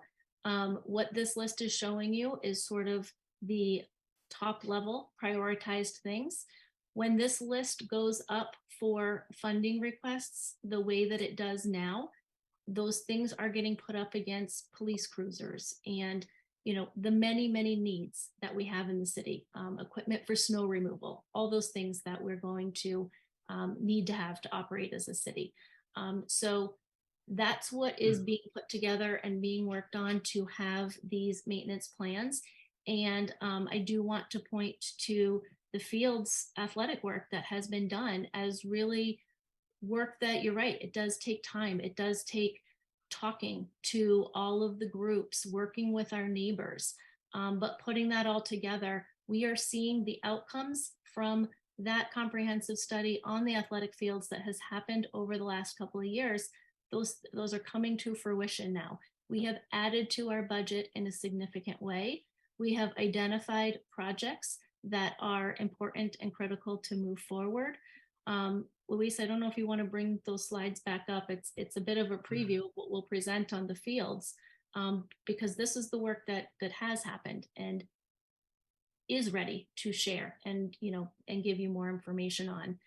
But reviewing the fields data, presenting to the groups, soliciting what their needs are, that has happened. Determining our budgets and how to maintain our fields in a more premier condition. We have worked on that. Allocating our budget increase to the athletic fields budget line. That has happened over the last 2 years. Revising our field use policy with fees, having all of our groups contributing. These budget and fees, when we bring all of these together, we are looking at over 1,000% increase since FY19. It is significant work that has made a huge difference. And we're looking to do this work in other areas of our park system. And our field treatment plans, that's where these budget funds are being incorporated into our ongoing field maintenance. Reviewing additional open space areas that are available for playing fields, taking the 5-year strategic plan for our capital projects, and then having multiple projects that are completed and undergoing CPC and City Council funding approval. So you've seen several of those with the field lights and the artificial turf. We're getting prepared to go forward to CPC in the next couple of months with some of our field project requests. And so you'll be seeing those soon as well. But this is absolutely the goal and the direction we've been moving in. But we're not there yet. We don't have those budgets for all of these areas. So, Commissioner, can I add? Luis, did you want to add something? Yes. So I would like to react to something that Councilor Oliver mentioned. And, as stated earlier, we have an inventory. They're in various different places, so consolidating them is certainly a challenge. We are admitting that. So I'm thinking, is it worth for the committee that we have more consistent appearances to give you all updates, from a planning perspective and being sort of in the weeds, pun intended there, of all these amenities. I think the City Council could benefit from more digestible chunks. As you noted, Councilor Oliver, there's sort of that iterative process, and all plans are, right? So I'm wondering if, at one point we come to just talk about fields. Another time we come just to talk about courts. That way, programs and services can perhaps start seeing the larger picture that we see internally, but is ever so challenging to fully communicate to you all and to the community as well. So I just wanted to add, a lot of background work is happening. The question is what are the chunks that City Council would like to see at a time? Because we do see that as more feasible. I am trying to describe some of the chunks. And the first chunk I want to see is a plan. Because if you go back to the list, please, for example, thank you. This list, right? And I'm just curious, as a quick aside, what's the dollar total for what's shown here? I mean, these are big numbers. I don't really need to know the actual number. That was a rhetorical question. That's a big number that over time, the city is being asked, or the city is looking to spend the money on, which, okay, but the chunk that we're missing and that we've asked for a few times, more than a few times, is how should we understand what we're approving in the context of, progress? Like, for example, how is anyone on city council meant to evaluate the difference between, just because it's up here, the Kennard Estate, bad example, there's two here, sorry, the Auburndale Cove Field House and the Kennard Estate work? Like, how do we look at that and go, oh, you know what? I'm for this, but I'm not against, like, I want that other project first and have that conversation, because today we can't do it. We don't understand the context or the strategy that ties all these together. That's the chunk I'm asking for. So I'll pause there, and I want to shift gears because I do have some other reactions to things I've heard you guys say tonight. And Chair, I really appreciate the indulgence here because I know I'm taking up a lot of time. And the answers, that are coming out take a while as well. But one of the things that I heard, if the override is successful, Parks and Rec will see a $1 million increase to your budget on an ongoing annual basis. Have you started to think through, like, you made a really interesting point. Almost all of these projects increase the amount of maintenance and the burden on your existing staff. A ways back, during the conversation around the override that the council had, there were questions raised about how Parks and Rec might allocate those dollars. And none of those dollars were allocated, at the time anyway, to people, to funding additional folks to support these projects. Because as we've learned, if you can't maintain it, don't build it. It's just gonna decay, and then you've got another problem on your hands. So I'm hoping, I don't want an answer to this right now, but I'm really hoping that that's something that's coming around the corner here in terms of, if this is a successful override, I really need to see Parks and Rec putting in the request for people, because I really do, because I agree with you. This is a ton of work, and it's only going to increase and in significant ways.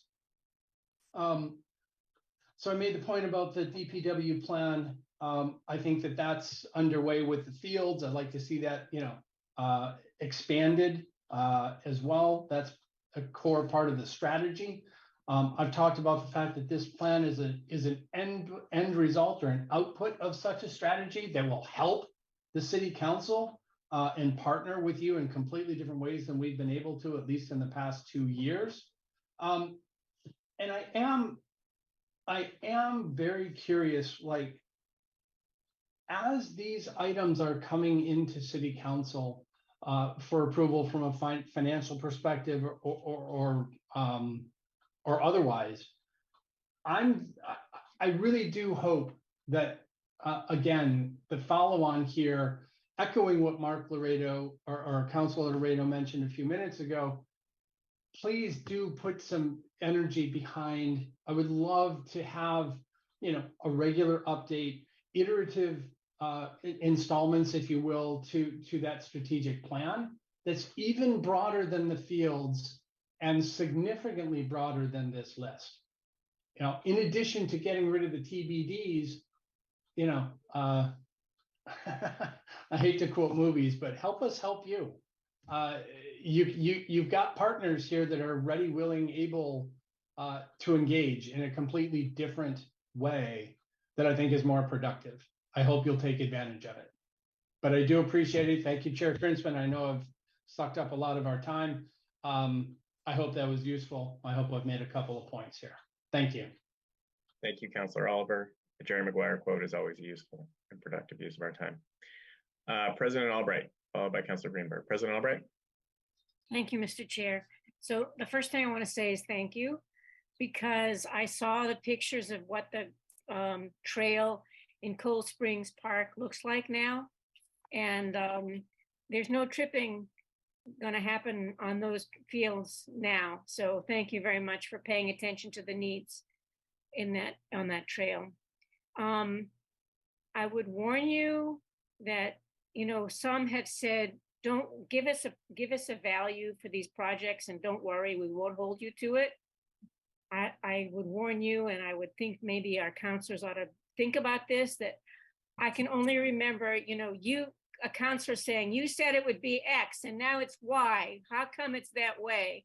So that's a dangerous path that we set forward for our administrators if we tell them to not worry about estimates.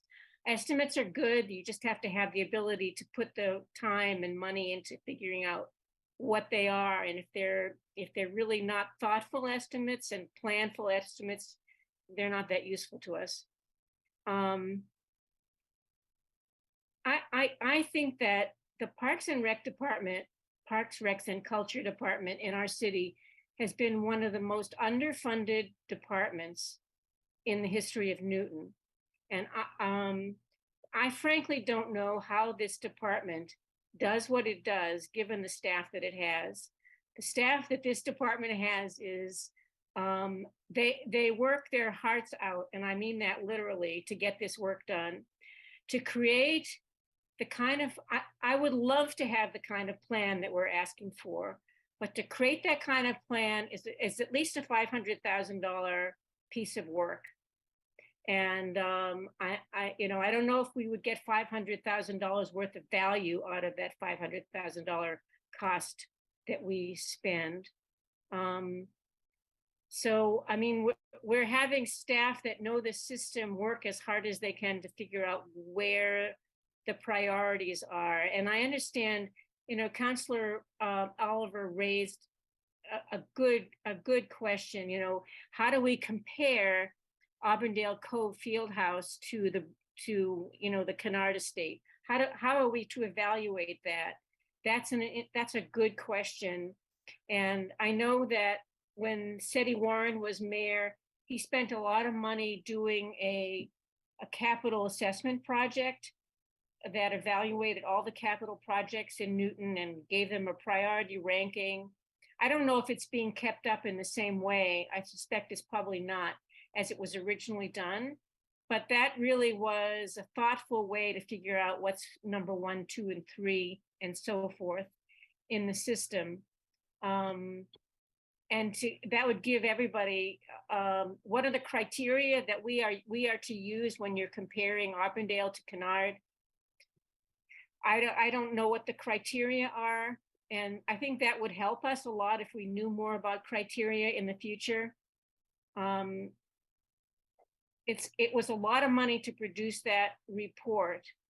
And the place and probably the time even for us to ask for more money for more staff for the Parks and Recs Department is now, or probably a couple of months back.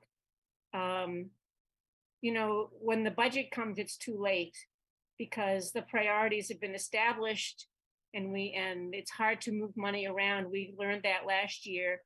So if we want more planning staff to be part of the Parks and Rec Department, the time to ask for it is now. And the person to ask is the mayor, because I'm sure Commissioner Banks would love to have more staff. So that's just something that we ought to think about as a council. It just takes a lot of time to do the staff, to do the kind of plan that we're asking for. I would love to see it happen. I don't think our Parks and Rec Department has the kind of staff to do that kind of a plan that we're asking for, and I'm not sure it's as useful as some would make it out to be. I would love that, being able to understand why the priorities are what they are. Commissioner Banks, is there any way that you could give us any more help as we move forward in understanding why we have the priorities we have?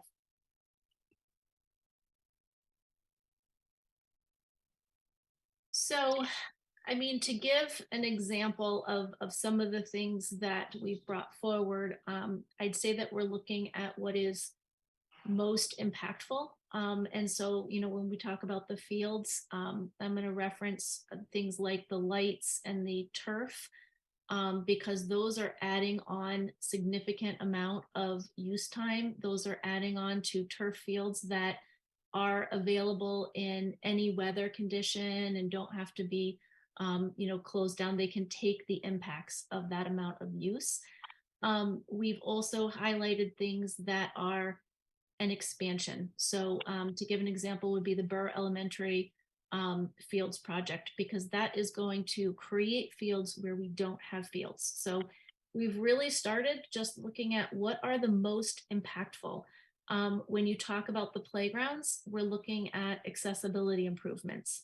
We're looking at making sure that we are continuing to meet, yes, it was a long plan, but we have been diligently moving forward on those accessible surfacing projects. We've really been targeting the most essential and highly impactful things because I think Louis said we're playing catch up. It's just what we're doing now. It does take time to have the department work on these kind of plans. The benefit that I feel you get from having the department work on that is you have the professionals who are in your parks, who know everything about down to your irrigation systems, what that will mean, what needs upgraded. All those details are known by us who are out on the fields and out in the playgrounds.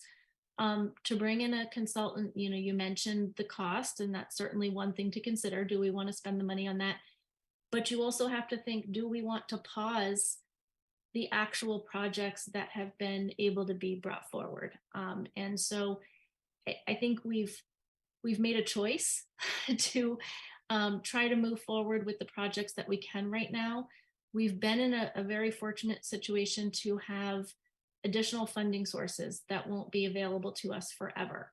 So the ARPA funds and our CPA funds, we've been working very closely with our CPC to let them know what our upcoming plans are, what our funding requests are going to look like, and let them know that we have a need for the investment in the parks. And so I think we're doing that in every way we can. We're doing that right now with the operating budget, saying we need this override. If we're going to take care of all of these things that are being added and improved, we need this. If we are going to work on having proactive maintenance plans instead of saying, this is one that we can, we have a fundraising group, so we'll work with them and we'll get this one done. And don't get me wrong, that's great. We have, our friends groups are so amazing. They're so active, they're so committed to their parks, but not all parks have a friends group. Not all parks have an advocate group who is doing that. So these are all really important questions. And, we've sort of made the determination as a department that we know what the things are that are really highly impactful. And we've tried to bring those forward. And we've done it in a way where we are presenting and we are listening and we are engaging the community. So that if there is something we're not thinking of or missing, a lot of great ideas have come from that planning process as well. I think that there might be a way for you to think about giving us, what are your 6 criteria that makes you decide what to bring forward in 1 year versus another, what makes you bring us something in 2023? What are the 6 things that you're thinking about? They're impactful. I don't know what your criteria are. If you could help us with understanding your criteria for why you bring things forward when you do, I think that would help a lot. Yeah. And equity is a huge piece of this as well. Luis, I notice you have this slide up right now. We've done a lot of mapping to kind of take, and President Albright, you know about this because we look at our dog parks together in our working committee. We want to make sure that we have things accessible throughout the city, that we are spreading funding available throughout the city. We mentioned tennis courts here. Do we have too many overall? Well, if we look at a number per capita, I would say, yes, we do have too many tennis courts. But when we start to look at where they're located and opportunities for taking some out, it becomes more challenging because we're trying to provide those in areas where we want people to be able to access and get to them. We're trying to provide them where the schools are. So there's a lot of different variables. And those are just a few I mentioned, but we've seen that through the fields work. We'll see that in the presentation of what's come from the past couple of years working on that project plan, and we do want to do more in some of these other areas. But we do need the funding, and the staffing was mentioned as well. And I would recognize that is a significant need. It takes the people. Yeah, it is a labor of love for our grounds maintenance and beautification teams who are not only doing fields, they are, working on school properties, they're working on our village centers. So there's so much that needs to be cared for. The one other thing I would suggest is that, so when we had the discussion of the turf fields the other night, and last night, I guess it was in council, I think there are a lot of people that don't understand why, a lot of counselors that don't understand why we need turf fields.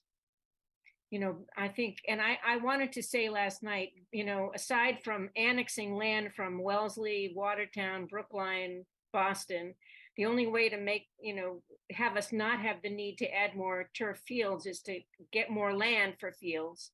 But I don't think a lot of counselors really understand that problem.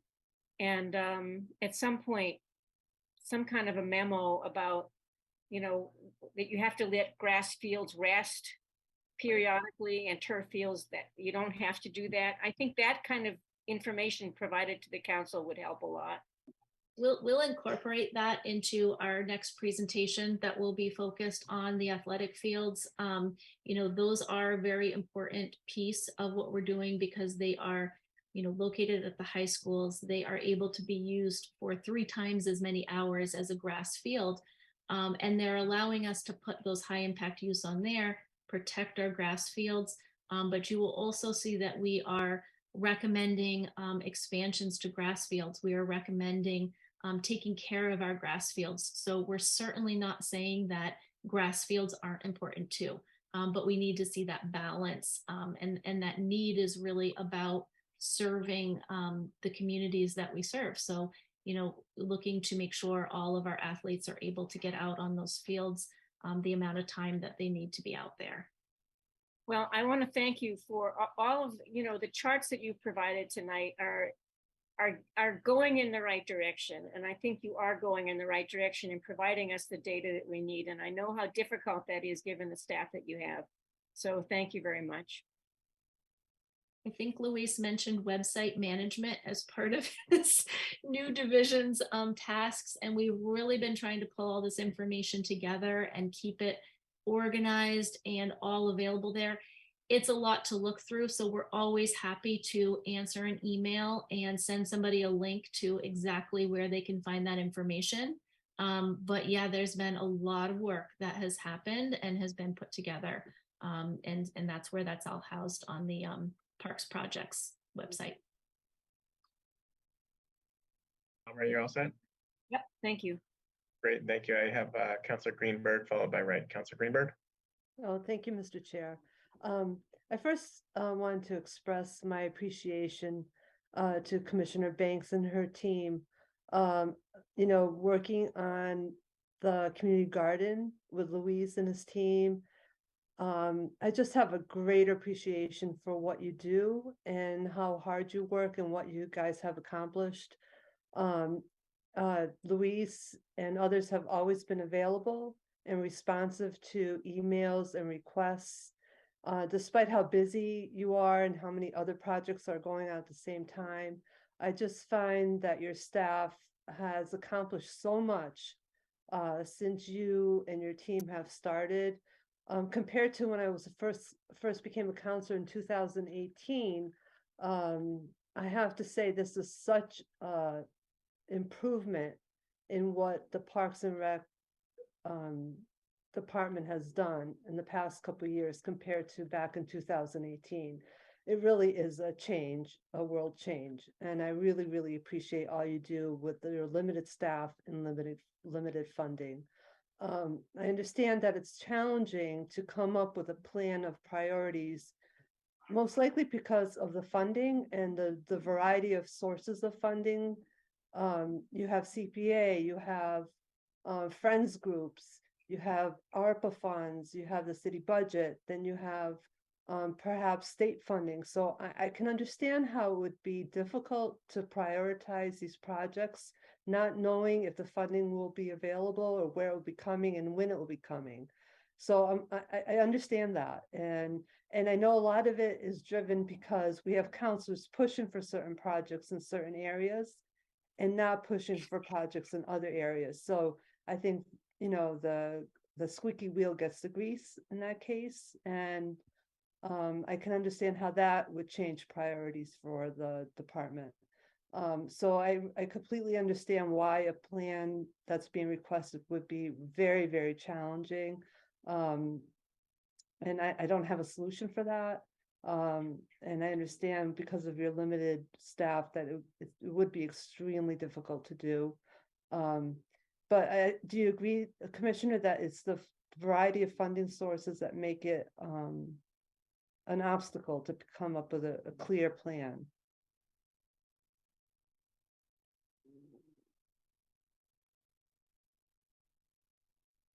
Commissioner Banks? Thank you, Councilor Greenberg.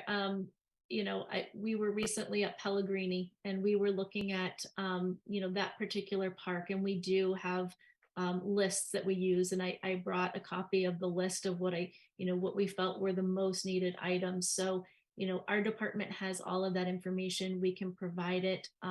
We were walking with one of our state representatives, and, you know, in the future, there may be a funding opportunity. And so being prepared and having those plans and, you know, some cost estimates have to be updated and kept up on. So, you know, we're also being wise with which ones we move forward with and which ones we hold off on. But it's all very important. Some of the funding sources that I highlighted here tonight, they are very time intensive for us to request those funds. And the timing of when they come to us can also be challenging. So to give you an example, free cash, because of the timing of when that would be made available and decisions would be made on whether or not a parks project would have access to those, you know, we may not have that in time to be able to bid out a project and have a contractor in place for the spring when we might want to have the work done. So that also could delay, you know, it could take us another full year to put that into the cycle of use. The CPC committee has been great to work with, but it's a significant process. There's reporting, there's series of meetings that we work with on them, and we need to have a lot of information prepared to take forward for a funding request in that kind of a forum. So it's really going to be very specific projects that we're going to bring forward there. The other very important thing for us is looking forward to what our budget needs are and how those could help with the ongoing maintenance, ongoing upkeep needs, because those are things that you need to know you have the money allocated, you know, to have access to being able to put together a plan like that. Thank you, Commissioner. Thank you, Councilor Greenberg. Councilor Wright. Thank you, Chair. I just have a couple questions. First, I find it very helpful having a detailed plan. Otherwise, to me, it seems like, you know, someone's floundering if you don't have a plan. One thing that might be helpful on your spreadsheet, you know, there's a bunch of TBDs. Again, you know, some of these things I have no idea what the cost would be. So having a separate column for your TBDs and put, you know, estimate, ESD, whatever it is, would be very helpful. And then you can sum it up, you know, each side to get a rough idea of what costs you're looking at. So what's your plan to create a plan? We talk about plans, and again, without a plan, to me, it just seems very floundering, at least from the outside looking in. And having a good solid plan, I think is very helpful, and for other people to see what's going on too. So we have a pretty solid fields plan. This is what we've been working on and sort of prioritized first. So we are ready to bring that forward. We've been, held a lot of meetings, seeking feedback. We have consultants on board that we've been working with to put together project designs, and that plan is in really good shape. We also had the budget allocation that allowed us to work on our maintenance plans, and so we now have a full year of implementation of that field maintenance plan. We also we have a plan for the courts and the playgrounds. If the override passes, that plan would be able to be implemented. And so those are the things that we're currently working on. So are the plans on your website so people could see what your plans are for whatever? So Commissioner, may I kind of chime in very briefly, if I may? So I think the word plan needs to be sort of distinguished, right? There's a long range plan, right? And then there's an implementation plan. So I think given the challenges of funding, along with us sort of trying to catch up, sure, it may sound or seem like we're floundering, but I think that the question that I personally or professionally, as a planner, landscape designer, and construction manager, you name it, would be, what plan is the council looking for? Is it a long range plan that may have no implementation strategy, or do you want an implementation plan, which is something closer than what we have now, where we're sort of addressing some of the needs that we've previously have identified? Well, I think you need both, but you need to start with an overall long range plan, and then you can break it down. I mean, one of the things that you both said tonight, the comprehensive field study, and you said a lot of this is done.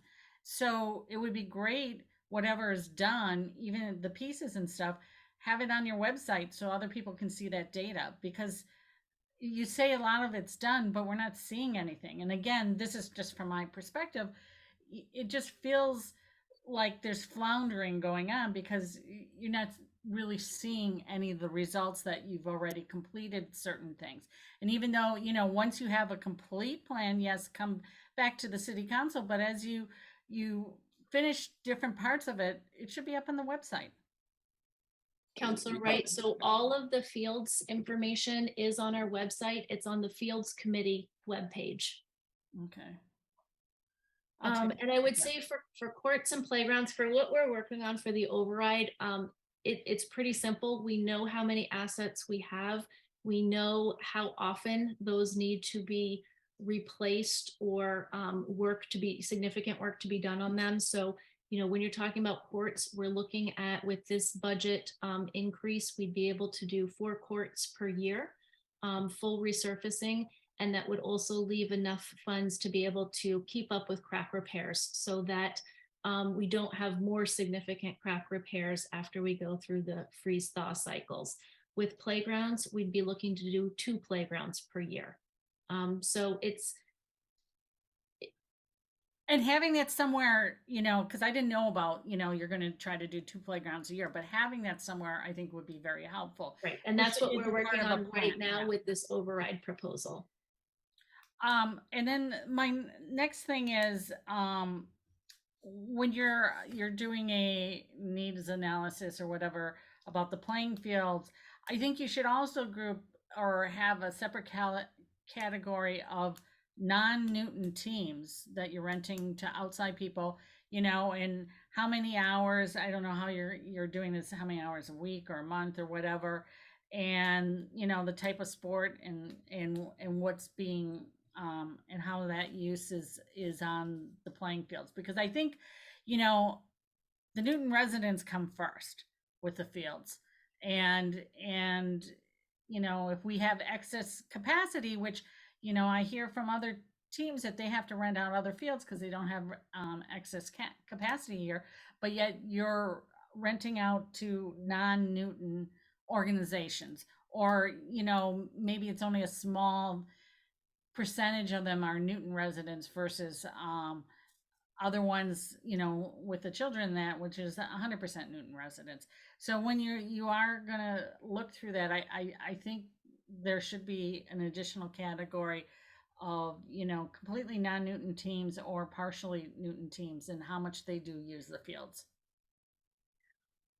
So a couple of things, Chair Krinsman, we have been presenting on our override plans, and I'd be happy to share some of the links to those presentations if that would be helpful to have some more information, because a lot of these areas, the courts, the playgrounds, the fields, and the parks are all part of that plan. And so there is quite a bit of information that we've been putting together and making presentations on. So happy to share that. As far as our field scheduling goes, so we have our Parks and Recreation Commission has a field use policy that our department follows when we put the schedules together. The prioritization is absolutely done in an order that is the priority is given to the school department, to the youth sports, to resident groups, and then to groups that have less of a percentage of residents. They usually have some resident percentage on them. But just to give you an idea, because we have taken a look at that data, it's a very insignificant amount. Less than 100 hours is going to our tier 4 and 5 groups. And that is all time that is not requested by our youth sports programs and by our school department. So basically it's some summertime use and some evening use. So like the 9 to 10 p.m. timeframes are just not popular for the in-city sports programs. So that's really what that looks like. It's not a significant amount that if we took that away, we would be, providing our fields with, a full resting of a season or something like that. And we certainly would always prioritize the Newton uses. And is that up on the website somewhere too? Our field policy, I believe that is on the website. Not the policy, but the use, just you told us, less than 100 hours for the tier 4 and 5, and it's in the summer. Is that information up there? No. Okay. Okay, that's it for me right now. Thank you. Thank you, Councilor Wright. I see Councilor Noel has her hand up. I know she hasn't spoken yet. Councilor Noel, I'm going to come to you in one sec. I think, if I may, Commissioner Banks, I think I have seen a lot of improvement in the work of the department in the past few years. I think we've all seen a lot more work going on. We've seen a lot of projects taking place. We've seen a lot of wonderful work in all of our wards in fields that we all use and our kids use all across the city. So I think, at least in my mind, there's no doubt that the department is doing a lot more. We've certainly increased the funding. I think you remember a couple of years ago when this committee passed a resolution seeking significant more funding. We've gotten a lot more funding. We've done a lot of the things that the resolution sought. I think, perhaps the frustration you're hearing or feeling from some of the counselors is because we as counselors don't have the very big picture view of what our needs are and how we're working towards meeting those needs. And I think we, again, as counselors, have seen this type of work done for the roads, right? We saw a very, big study done on the roads, and then a plan of how to attack that. It gets, updated every year, but we know, at least we have a sense of what's going on with the roads and how to fix them. We have resources to direct people to, and we're able to sort of adjust our thinking and anticipation about when we expect certain projects to get done, why, certain roads are prioritized over others, why other ones are not as important. And at least we have some insight into that. We can always raise questions about those, and disagree about this road or that road happening, but at least we all have some common understanding of the decisions that are being made. We also saw a similar study on our school buildings, right, and the capacity issues and what was going on. So I think, we as counselors have seen the type of thing I think that folks are asking for take place in other areas. I will say that I think Parks, Rec, and Culture has been severely underfunded. And so I don't feel confident that you have the resources to do what we're asking you to do, unfortunately, because my sense is that you would probably like to do it. It would probably be helpful to you to do it. And, I'd like to see us work together to try and figure out what is needed to be able to do, some of the things that folks want to do. I don't think anyone wants you to stop the work that you're doing. I think in some ways you're sort of building the plane while you're flying it. And you're saying, we don't want to stop building the plane. We don't want to stop flying the plane. And no one wants you to do that either. But what we're all sort of missing is the forest for the trees. So I think, what I think I'm hearing folks ask for is a better insight into what are the needs of the city? How many tennis courts do we need? How many hours get played? All this changes, understand that, but how much soccer field, usage do we need? What are the resources that are needed? And then some understanding about how that corresponds to the assets that we have and what's available. And then a little bit of understanding about how you guys who, again, I think you do a lot of this. You do a lot of the excellent work to analyze how are we going to develop these assets, or how are we going to meet the needs, and how are we going to prioritize those needs. But it's difficult for us to see sort of from a high level perspective how that's all being done and how it all fits together, into one big analysis. So understanding, of course, that the ability to implement some of those plans and some of those prioritized challenges is financially dependent, right? It is certainly dependent on what resources we allocate. And I think it helps us to justify allocating the resources when we understand how it sort of fits into the overall picture. So I don't know that I'm saying anything anyone else hasn't said, but I want to, lend my support to those voices. I apologize for interrupting there. Let me go back to Councillor Noel. And then I see Councillor Baker has his hand up, and I see you with your hand up as well, Councillor Laredo. I'll come back to you. I just want to give folks who haven't spoken yet a chance.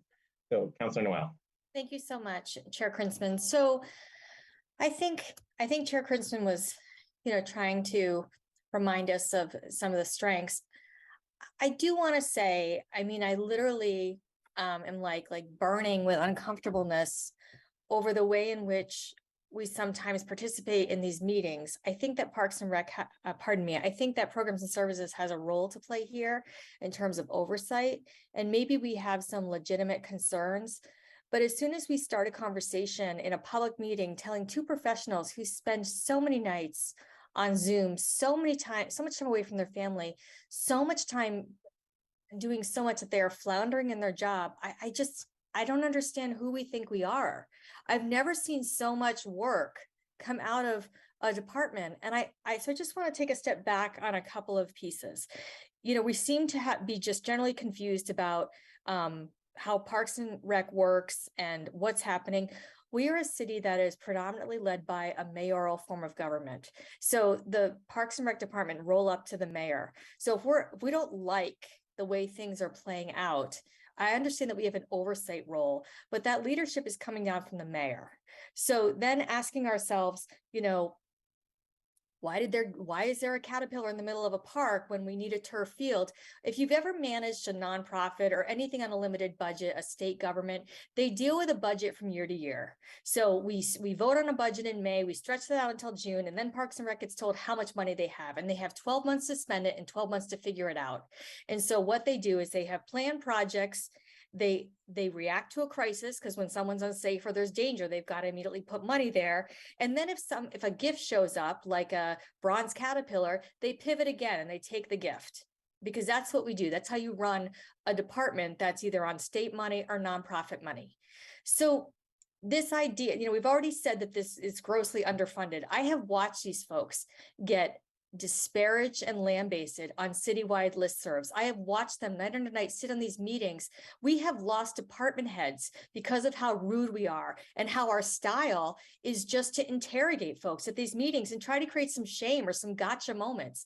It is infuriating. And we put Parks and Rec in a position where they are on their heels defending themselves instead of a real collaborative process on how we can work together and how we can get what they need.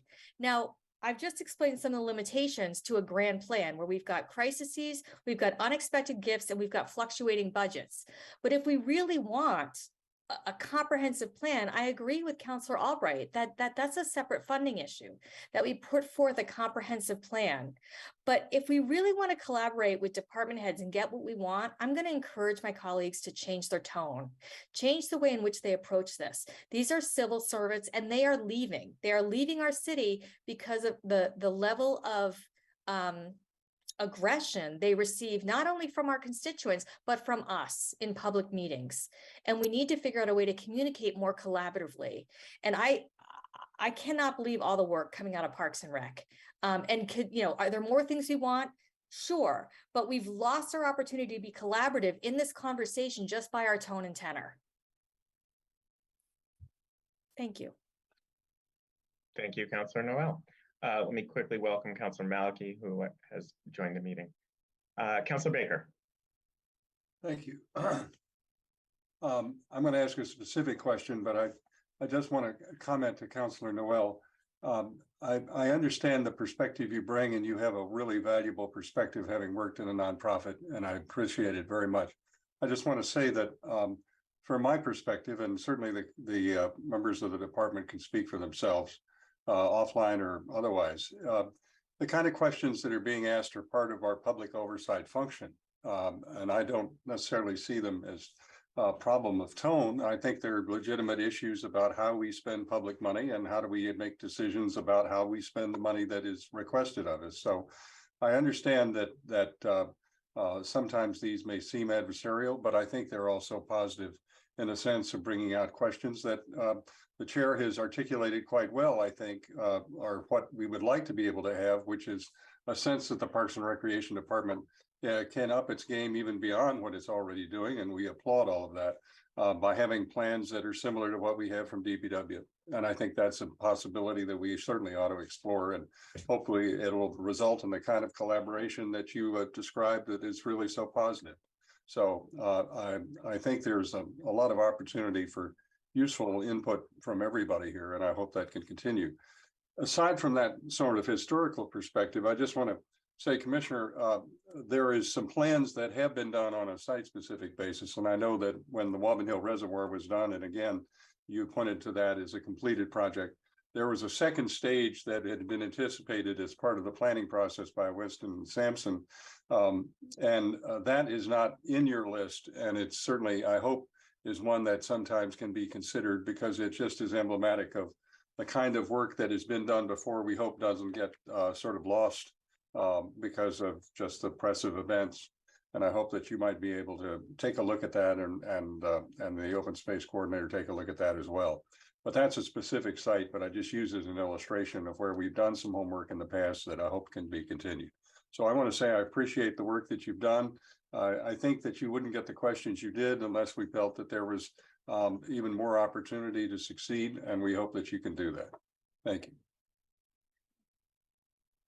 Thank you, Councilor Baker. Councilor Laredo. Thank you, Mr. Chair. So I want to just start off by responding to my colleague from Ward 6 to remind her and others that we have an oversight function on this city council. Our job is not to be cheerleaders. Our job is to probe and push and ask and encourage the best possible results for the residents of Newton. And so when we ask what are tough questions, that's our job. Our job is to ask the tough questions. So with that, I'm going to turn back to Commissioner Banks. Commissioner, I want to be clear. No one is suggesting, at least I'm not suggesting, that your department is not working very hard, diligently, appropriately to push forward lots of projects. You gave us a very long list of projects that you've been working on and working on successfully. I think Councilor Chair Krinsman, though, captured the essence of what we're trying to get at here, which is we can be better advocates for the department if we understand the big picture, if we understand what your overall goals are, knowing that you do not necessarily, with or without the override, have the funding to do everything. I think every single one of us gets that. But if we don't have an understanding of the big picture of the long-range plan, it's very hard to do anything other than look at things on a case-by-case basis. Respectfully, I think you're right. We don't need an outside consultant. We really don't need an outside consultant for this. I think you and your team, with the appropriate stakeholders, are very capable of doing this work. And indeed, it sounds like you've been doing this work. But what we need to do is we need to see it. So when you talked about, I'm going to use the court decision as a tennis court decision as an example. You said, and if I get it right, we probably have too many courts in the city, but when we start looking at specific locations, we don't want to take away from an area of the city having access to tennis courts. That's an absolutely right analysis. That's a difficult analysis. That's the analysis we're looking for your best judgment to make. But after you've made that analysis, then your plan needs to come to us and say, we have 68 tennis courts in the city. We really only need 58, but because of locations, we're recommending to go down to 64. That would be part of a plan that we as a council then could understand in the big picture. So I'm going to again urge you to come back to us with a more complete strategic plan. And I appreciate President Albright's warning about putting numbers on things. But if you put a number on something and you tell me it's an estimate and I criticize that later on, after you've told me an estimate, you should scold the heck out of me, okay? Because that's not fair to you. But we can't operate in a vacuum either. So you have to give us some ranges. And it could be 50,000 to 250,000. That's a range. But there's just got to be something in there so we can put everything in context. And then we will be able to work better with you and with the residents to advocate for the things that I think collectively we're all saying we want. So I'll leave it at that. It's not my committee, Mr. Chair, but I certainly hope you'll hold this item so we can have the commissioner come back in several months and report as to where she is on this important work. Thank you. Thank you, Councilor Radom. Councilor Wright. Thank you, Chair Krinsman. I just want to just clarify my comment about that the department may seem or look like they're floundering. I don't think they're floundering, and I never meant to imply that they are. And they do have a plan, which they're going through and doing the different activities. But from the outside and from other residents coming to me, there's no place to point to what that plan is on the website, just like on the roads. When someone says, well, I want my road paved, you know where to go to find out where it's on the list or whatever. And so without an a good all-encompassing plan, and it could be at a very high level, the thing what you said today about our goal is 2 playgrounds a year, and so you do see all the different things, so they can see how far down on the list, and oh yes, it's going to be a few years, whatever. And without that plan, looking from the outside, you're doing things and it's great and you're accomplishing things, but you don't see what the priorities are. And I think it would be very helpful having that up on the website. Thank you. So I appreciate all the input here tonight, and I certainly have no problem coming in here and basically letting everyone know that we are doing as much work as we can with the funding that we have available. And I think that's everybody's expectation here. I do want to, I guess, give some reassurance. So we have tackled a pretty challenging thing with the athletic fields. because we went from a significant underfunding in the budget. So to have 35,000 budgeted for all of the fields that we have across the city, that didn't allow for any athletic maintenance at all. That allowed for the grass to be mowed. It's basically it. So that work has taken us time to put that together. And the fields are they're challenging in a different way than the roads plan. And so they're living entity. As they get used or used in poor conditions, things are going to happen that will require us to react and take care of them. They need that constant reinvestment. So we can't bring them up to a level and then let them fall back down. So those are some of the challenges we saw in putting together the maintenance plan for the athletic fields. I will say courts and playgrounds are much easier because we have our inventory list. We know the year the equipment went in. We know how many years to expect from playground equipment. And we need to be able to put that on a rotation, and we need to have that budgeted for. It's not something that we can do some projects with a capital request for different funding sources. And that's how we've been handling it right now. So, some of those will be much easier to put together and make. And so I just want to make sure everybody thinks about it that way too. It's not undoable what we're talking about. Thank you, Commissioner Banks. I think, I appreciate that. I appreciate that there are distinctions between the plans we've seen, certainly plans I've referenced, whether it's the schools, the roads, and the plan that we're asking from your department. I would note that when it comes to roads, when a road is repaved, we don't then refuse any repairs on the road for 10 years because we say we just did it. We understand that things happen. The dynamics change. It's a process, and every year it needs to be reassessed. Totally understand that, and the same would absolutely be true with a plan for the fields. I think, at least from my perspective, I want to say that we are asking, something from you guys that years ago I wouldn't have even dreamed of asking for, because it was so woefully underfunded. We were so woefully unprepared to even come up with a plan like this, that I actually think we are complimenting, you, Luis, the whole department, by saying this is something we, sort of the next step, something we would love to see. So I have tremendous confidence. I speaking for me personally, I have tremendous confidence in the department right now. I think it is a question of the resources that you've been provided.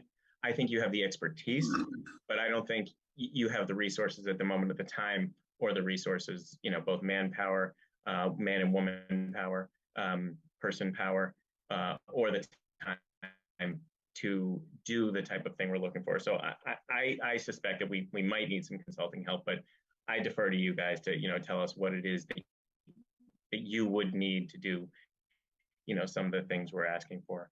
And again, I think, the ask is because, at least from my perspective, because I now have the confidence that it's something that could actually be done. So again, I want to thank you for the work that you have done. But my recommendation would be to hold this so that we can keep discussing this, and whether it's in the Programs and Services Committee meetings, which we certainly need to have, but also I'm happy to touch base with you offline, and we can, talk about the things that I think would be helpful for City Council. Thank you. So, and we can certainly talk I about, would be more than happy to partner with you. Oh, sorry, I might have lost the sound there for a minute. Go We're ahead. certainly Yeah. happy to think through, a schedule on presenting and breaking this down into some more digestible components. I would highly recommend we start with the fields. It's, where we're furthest along, and, continue from there. So it's going to take time. I would ask for time, and, I appreciate the support and recognition of, the funding restrictions that we've had, that we've been, working with and doing everything we can with all of that is available. Mr. Chair, I move to hold this item. Councilor Ryan has moved hold on 453-22. Any discussion on that motion? All right, all those in favor of hold, please say aye. Aye. Any opposed? Any abstentions? That is 8-0 for a hold. Thank you. And then the last item on our agenda is 134-22. This is a discussion with city staff regarding how to integrate a year-round pool into the CIP. I think as previewed on the agenda, my recommendation here is going to be a motion of no action necessary, but let me call on Commissioner Banks again to hopefully explain to us why there would be no action necessary on this item. Absolutely. Thank you. And I think, I would just start off by saying that we're very excited to share that the indoor pool feasibility study has been added on to our capital improvements plan. So I think that will get you to where you're wanting to get to, Chair Krinsman. It's something that came up as we discussed the outdoor pool refurbishment. And so, we felt it was very important on the very next round of the CIP review. We have added that on there. So you will see that on the capital plan list. You will also see that on the expanded list that I provided tonight with all of our projects. I think I would say that, as we've discussed, we're quite maxed out. We have a lot going on right now. We certainly want to stay focused on the projects that we're undertaking. We want to be able to lean into this when the time is right to work on this feasibility study and give it the time and dedication that it would need. And from my perspective, with a feasibility study, I would certainly want to have included in that taking a look at what the budgeting parameters would be for an indoor pool, and really looking at putting together a business plan. So I would hope that could be supported as sort of a step one in any kind of an assessment that would be done. So yeah, good news. It's on there. It's recognized as very important, and we'll stay on our radar. Thank you, Commissioner Banks. Any questions from anyone before we entertain motions on this item? Okay, anyone want to make a motion on this item? Such as NAN, hypothetically. I'm happy to make a motion to no action necessary. Ah, interesting. Okay. Interesting direction you've taken to Councilor Noel. Thank you. Councilor Noel has moved NAN on 134-22, taking me by surprise. Any discussion on that motion? Okay. All those in favor of NAN, please say aye. Aye. Any opposed? Any abstentions? 8-0 NAN. Okay. Before you all leave, that's the end of our agenda for tonight. But let's talk scheduling, because I'll say good evening. Take care, everyone. Thank you, everyone. Commissioner Banks. Appreciate you staying with us so late, and you being such a good sport as we took up that difficult item for you. We got some good work done. I got an additional Parks and Rec Commission member as well, so more to add to the team. There you go. Thank you, thank you, Louise. So what the two major things on my mind are, two major items on my mind are: one, we want to take up that tree item, and we wanted to really devote a night to the tree item to really try and, level set where we're at, try and get through the rest of it, because if folks will recall, what we wanted to do after getting through our sort of straw votes as a committee was then seek public comments on that straw vote proposal before then finalizing a committee recommendation. So I still want to keep us moving on that. And my goal had been to do it at the first meeting in February. Set that aside for the moment. We are anticipating, though have not yet received, a petition from citizens regarding synthetic turf. If that is the case, we need to have a public hearing, which requires notice, usually 14 days to publish it in a publication in the area. But also it requires full city council action within 90 days. So there's some urgency, when and if that petition comes in, again, that we are anticipating. So those are two of the things we really want to get done. The two meetings we have scheduled in February are, correct me if I'm wrong here, Jacqueline, February 8th, right? And February 22nd, 23rd, something in there, is that right? 22nd. February 8th and 22nd, okay. February 8th, I am now unfortunately going to be out of town on business travel. from the 7th through the 10th. And I'm also going to be away school vacation week. So I had really wanted to be around for the tree item. Councillor Noel has agreed to run a public hearing if we have one on the synthetic turf if I'm not available. So those are possibilities, but we don't yet know if that item has been filed. I'm going to throw out a proposal to deal with this, and I'll let you react to that.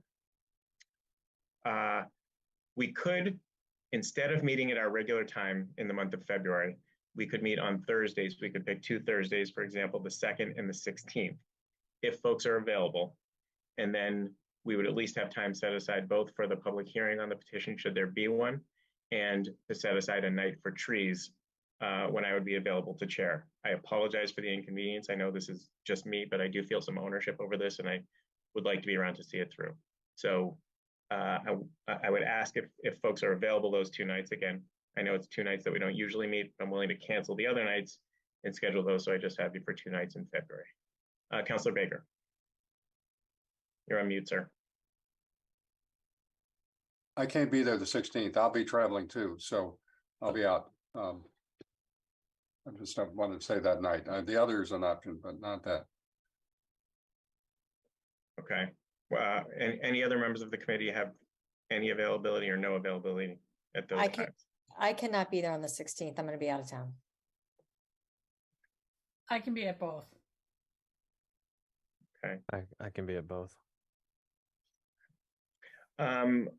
The week of February 16th, if we were to look at Tuesday, the 14th, my understanding is maybe Councilor Greenberg, I think you have land use. Right. Right. So we would have at least one conflict as opposed to the 2 on the night of the 16th. I'm sorry, Mr. Chairman, let me correct myself. I thought you were talking about March. It's February. I'm okay. It's March 16th. Okay. Sorry. So we would be down Councilor Noel on the 16th. And I'm out the 14th too. I'm away the 14th through the 23rd. Sorry. Oh, the 14th is Valentine's Day. I think if I want to stay married, I'm out that night too. What about the 22nd, the following week?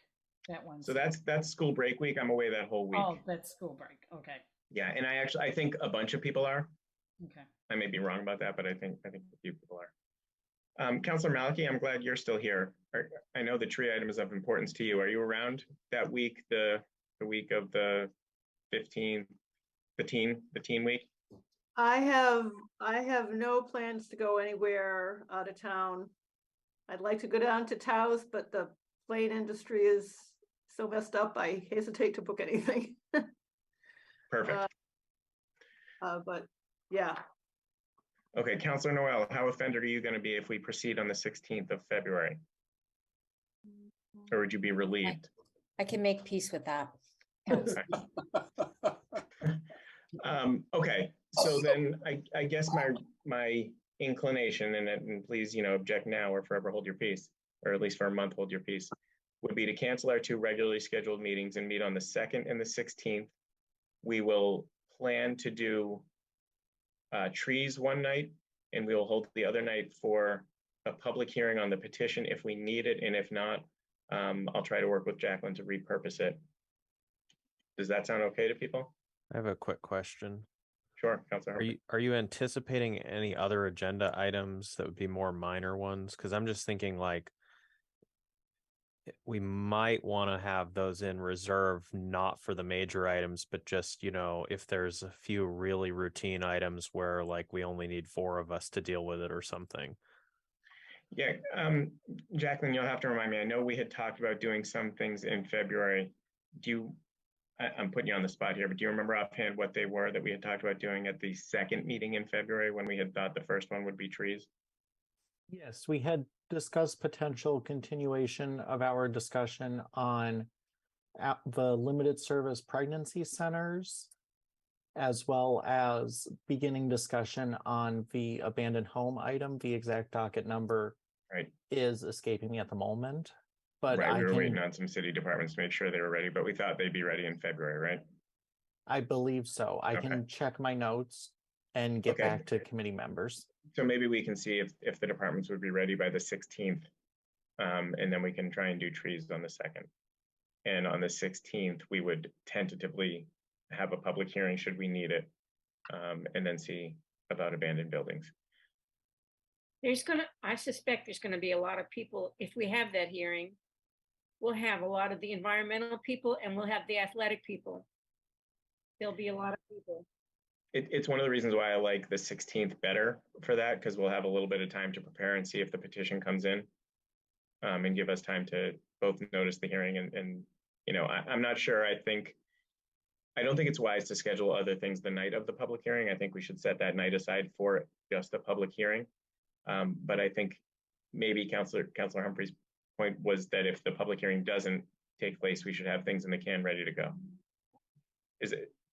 I don't No, mean to actually, misstate. I was assuming that there was going to be a bunch of work to do for one of the meetings on trees and one of the meetings on fields, but then that other things sometimes come up or whatever. It sounds like the crisis pregnancy centers one is going to have to wait because we're just out of bandwidth.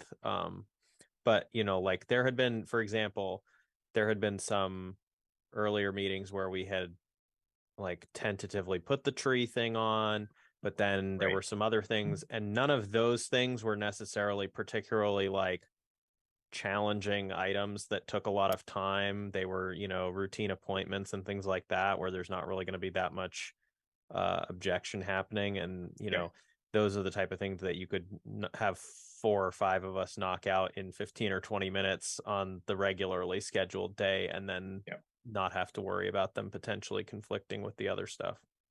And I think if appointments come up, that's the type of thing that we could add on, you know, to one of those agendas. I think this synthetic turf petition is one of those things that seems to have come up that's going to require us to deviate from our anticipated schedule a little bit, you know, to the point you were making. So, Mr. Chairman, I just want to mention I'm trying to set up a meeting to talk with the department head, police and inspectional services, because we're trying to figure out how to enhance the enforcement on the leaf blowers, because that's an issue that has come up as some people know in the fall. So I don't know what report that'll be, but that might involve some action on the committee. I'll keep you abreast of that. Is leaf blowers before this committee? I can't remember if this committee's ever. We have an old item. We've never talked about that, but I think it's high time. Anyway. Good. Okay, and I also think we need to reconstitute our rules subcommittee to look at some of the rules, because I think there have been some, there's either been confusion or some discussion about some of the rules. So I'll talk to the president and we'll perhaps reconstitute a rules subcommittee. Anyone can, just a quick show of hands, anyone interested in a rules subcommittee? Baker, Humphrey, Noel, okay. Okay, so more to come on that. I think that's it for tonight. Again, I will work with Jacqueline to get notice out that we're going to cancel the 2 regularly scheduled February meetings. I think what I'm hearing is that on February 2nd, we can plan to do trees. And on February 16th, we'll hold it for either the petition or other business as necessary. Just by a quick nod, people, that's, yeah. Okay, Councilor Malachy, I'm glad you're still on. You can, I think, put the word out to folks that February 2nd, Groundhog's Day, that's the day we anticipate really plowing into, for lack of a better term, trees and working through that ordinance and coming up with some recommendations to then, again, we're not going to finish it that night. We may finish our straw vote, but we're not going to take a final vote on the item. What we're then going to do is take public comments on the straw vote. Mr. Chairman, I think yes, sir. One of the things you and I talked, and I think it's useful to that list of things that we put out is as sort of trying to talk through globally where we are and where we've gone, I think is a useful way to spend some of the beginning of that time. So yep. Thank you. Yeah, and Jacqueline, we'll make sure that that's part of the materials that we refresh. I think, you know, we've been including those materials, but we'll definitely lead with those materials and talk about sort of level setting, you know, decisions we've made, decisions that lie ahead of us, and from the 50,000 foot perspective, make sure that we understand where we've been and where we're headed. Thank you. Definitely. And again, if counselors note any revisions that need to be made to that other than ones that have previously been noted, please send them my way. That way we can make sure this document is complete and accurate to the fullest extent. Excellent. Thank you. Councilor Malachy? Just to clarify, when might the public hearing on the tree ordinance be held, and how, if you don't, presumably, I'm not optimistic that you would actually finish the straw votes on the 2nd, but when would you anticipate another meeting after that, and when would you anticipate a public hearing?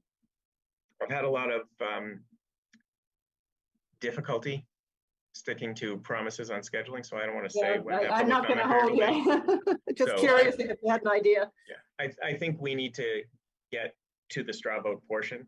I think we need to finalize our work as a committee, make sure that we, at least as a committee, agree that we're done. And then we can put that together and request public comment and set a public comment period at that time. This, Okay. this is not a public hearing item in a formal sense, right? Yeah, I'm just because a public hearing, really requires official notice, and there are stricter requirements on that would actually potentially delay the taking of public comments. So, I'm for the sake of practicality, I'm trying to call it a public comment session where we can just have a meeting and let people tell us what they think about the work that we've done so far. I mean, do you think it can happen before we get into the budget? It's my hope, but the committee only works as fast as it works. But that would be my hope. Yes. All right. Thank you. Okay. All right, everyone. Thank you. Have a wonderful night. Happy New Year, everyone. I think we already did that, but thank you. Have a good night, everyone. Good night.